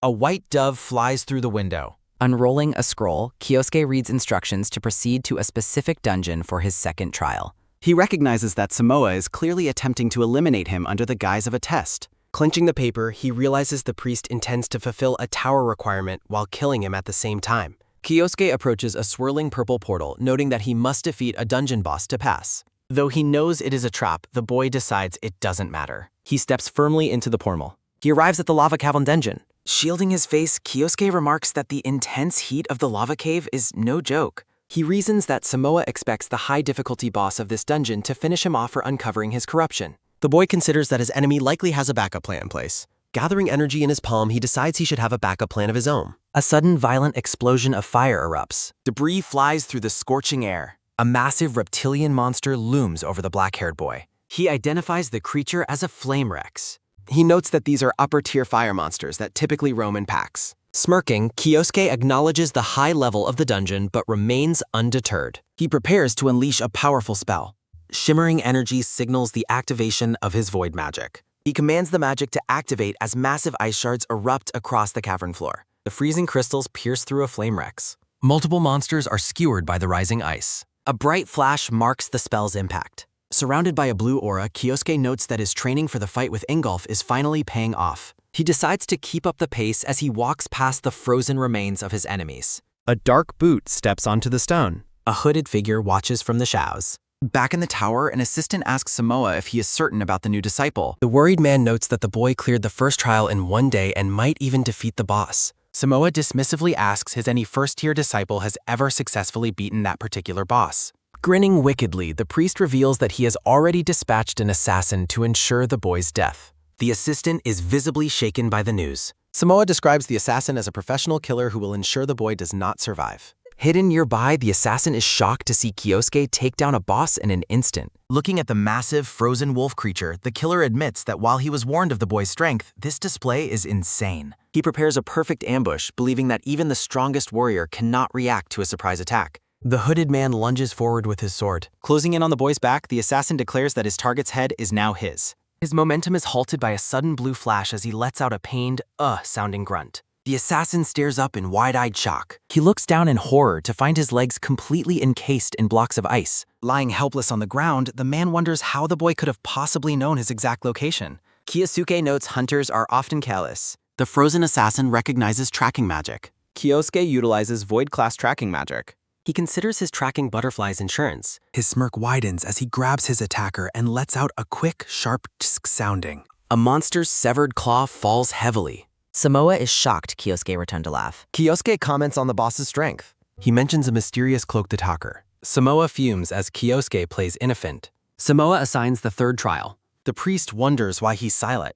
Samoa assumes Kyosuke lacks concrete proof. He decides to handle the execution personally. Samoa retrieves a powerful hidden weapon. He dons Claudia's gift as like ring. Samoa vows to erase his opponent. Believers sigh under the city's burden. Believers complain about Samoa's brutal prowess. A man regrets leaving his home. Kyosuke listens to their desperate struggles. The boy remains focused and quiet. Guards note the city's eerie silence. Kyosuke approaches the tower guards casually. He requests information from the sentries. He thanks the guards and leaves. The guards find the boy strange. He tracked the priest's inspection schedule. A white dove rests on high. Kyosuke reads the final trial announcement. He mocks the priest's poor tainen. He activates a brilliant magical signal. Doves carry messages across the sea. Believers react with shock to birds. People find letters attached to Gus. The freckled girl receives a message. A high-ranking figure notices the doves. He smiles at the unexpected visitor. Kyosuke prepares for his final move. He vows justice for the believers. Both opponents meet in the arena. Samoa initiates the final tiered trial. Kyosuke accepts the challenge with mockery. Samoa realizes he's being taunted deliberately. He remembers Kyosuke heard his correction. Samoa defends his position of power. He unleashes a dark, oppressive aura. Kyosuke points out the gathering crowd. Samoa is startled by the audience. The crowd anticipates a record-breaking fight. Energy pulses from the center of the massive stone arena. Samoa reacts with visible shock to the unfolding scene.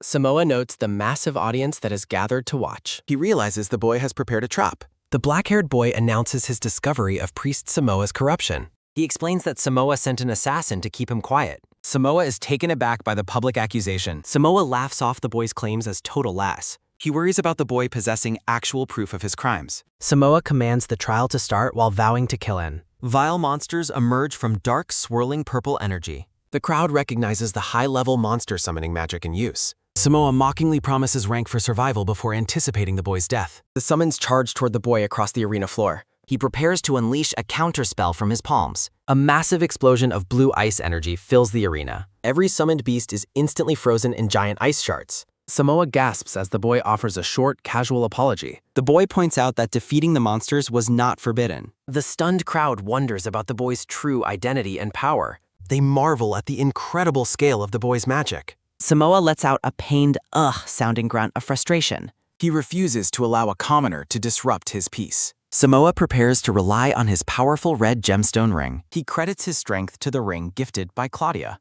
The boy notices the priest focusing on his mysterious ring. Samoa lunges forward, promising to reveal his ultimate hidden power. The red ring crackles with a surge of magical energy. Samoa prepares to strike his opponent with the ring's power. The audience watches in tense silence as the priest acts. The boy mockingly points out that the priest's power failed. Samoa stares at his hand in a state of disbelief. A new presence enters the arena as the tension peaks. A long-haired man suggests the boy's claims weedy churro. The boy notes that his target has finally arrived. Samoa is terrified as the newcomer approaches from behind.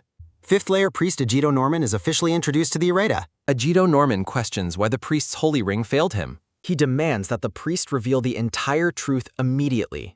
Samoa stammers out the name of the superior priest. The boy recognizes the high rank of the newcomer. He smirks, realizing this intervention fits his plans perfectly. Ajido Norman reveals he received a very strange message. He shares the contents of the note that summoned him. Samoa is struck by a sudden realization of his situation. The lower priest is completely cornered by Ajido Norman. Samoa realizes the boy timed his revelation for this exact moment. He decides to lie his way out of the corruption charges. Samoa desperately claims the corruption charges are a misunderstanding. He swears his absolute devotion and innocence to his superior. Ajido Norman points out that if Samoa was telling the truth, his ring would have reacted. He explains the ring draws out power based on faith and hints at a secondary function. Samoa stares at his hand, letting out a shocked sounding exclamation. Confused spectators watch the scene. Kyosuke notes the ring is a device meant to smoke out traitors, admiring their thorough methods. Ajido Norman smiles while asking the priest to finally tell him the truth. The panicked priest begins to stammer. Ajido Norman's expression darkens as he warns Samoa not to make him repeat himself. Samoa falls back in terror, letting out a sudden, pained, eek-sounding shriek. Ajido Norman points out that Samoa's rush to start the trial proves he was hiding something. He commands the priest to stop playing dumb and avoid further disgracing the Burgo faith. Samoa trembles in despair, letting out a weak, pained, sounding grunt. The high priest looms over his predecessor. Ajido Norman menacingly asks if Samoa would like to try revealing the truth with his own body. The defeated priest hangs his head. Samoa confesses to imposing unreasonable trials and extorting money from the first believers. Horrified believers listen to the confession. Kyosuke watches the priest's downfall. Ajido Norman orders the guards to take Samoa away, and the sentries immediately comply. Samoa is removed to Miyarima. Ajido Norman looks at Kyosuke, noting it is time to deal with the aftermath. He addresses the crowd, acknowledging that they have all heard the full situation. The high priest offers his sincerest apologies for Samoa's deeply regrettable corruption. Ajido Norman smiles as the crowd lets out a long, excited, ooh-sounding cheer. The crowd is ecstatic to learn they are all becoming second believers. He directs the crowd to thank the boy as he was the one who cornered Samoa. Kyosuke stands amidst the cheering stadium. Agito Norman thanks Kyosuke and promises to inform him of his personal reward later. Agito Norman exits the arena floor. Kyosuke realizes the newcomer is several levels sharper than Samoa. The freckled girl thinks she should thank the boy properly later. Later, Agito Norman concludes a formal report in a high-ceilinged room. He credits the resolution of the incident to the actions of a single believer. He reflects that the church's reputation was saved, calling the situation a blessing in disguise. A council of figures agrees the believer's conduct was exemplary and should serve as a model. The long-haired priest smiles with satisfaction. Guards stand watch up the gate. Kyosuke descends the stone stairs quietly. Sunlight filters through a decorative gate. He walks toward a grand gullwing. Kyosuke considers that his promotion to the 5th layer is meant to set an example. He smirks, noting that moving up so fast is more than he hoped for. A majestic white estate stands tall. Kyosuke enters a room, politely excusing himself. Agito Norman welcomes the boy's arrival. Kyosuke expresses his gratitude for the promotion to the 5th layer. Agito Norman insists that promoting a believer who proves themselves is only natural. Kyosuke finds it hard to read the priest's different vibe compared to Samai. Agito Norman reveals he has one more piece of pleasing news to share. The boy looks on with curiosity. Agito Norman smiles as he grants the boy a rare audience with Lady Claudia. Kyosuke reflects on how much faster his plan is progressing than he initially expected. The boy formally accepts the offer while hiding a confident smirk from the high priest.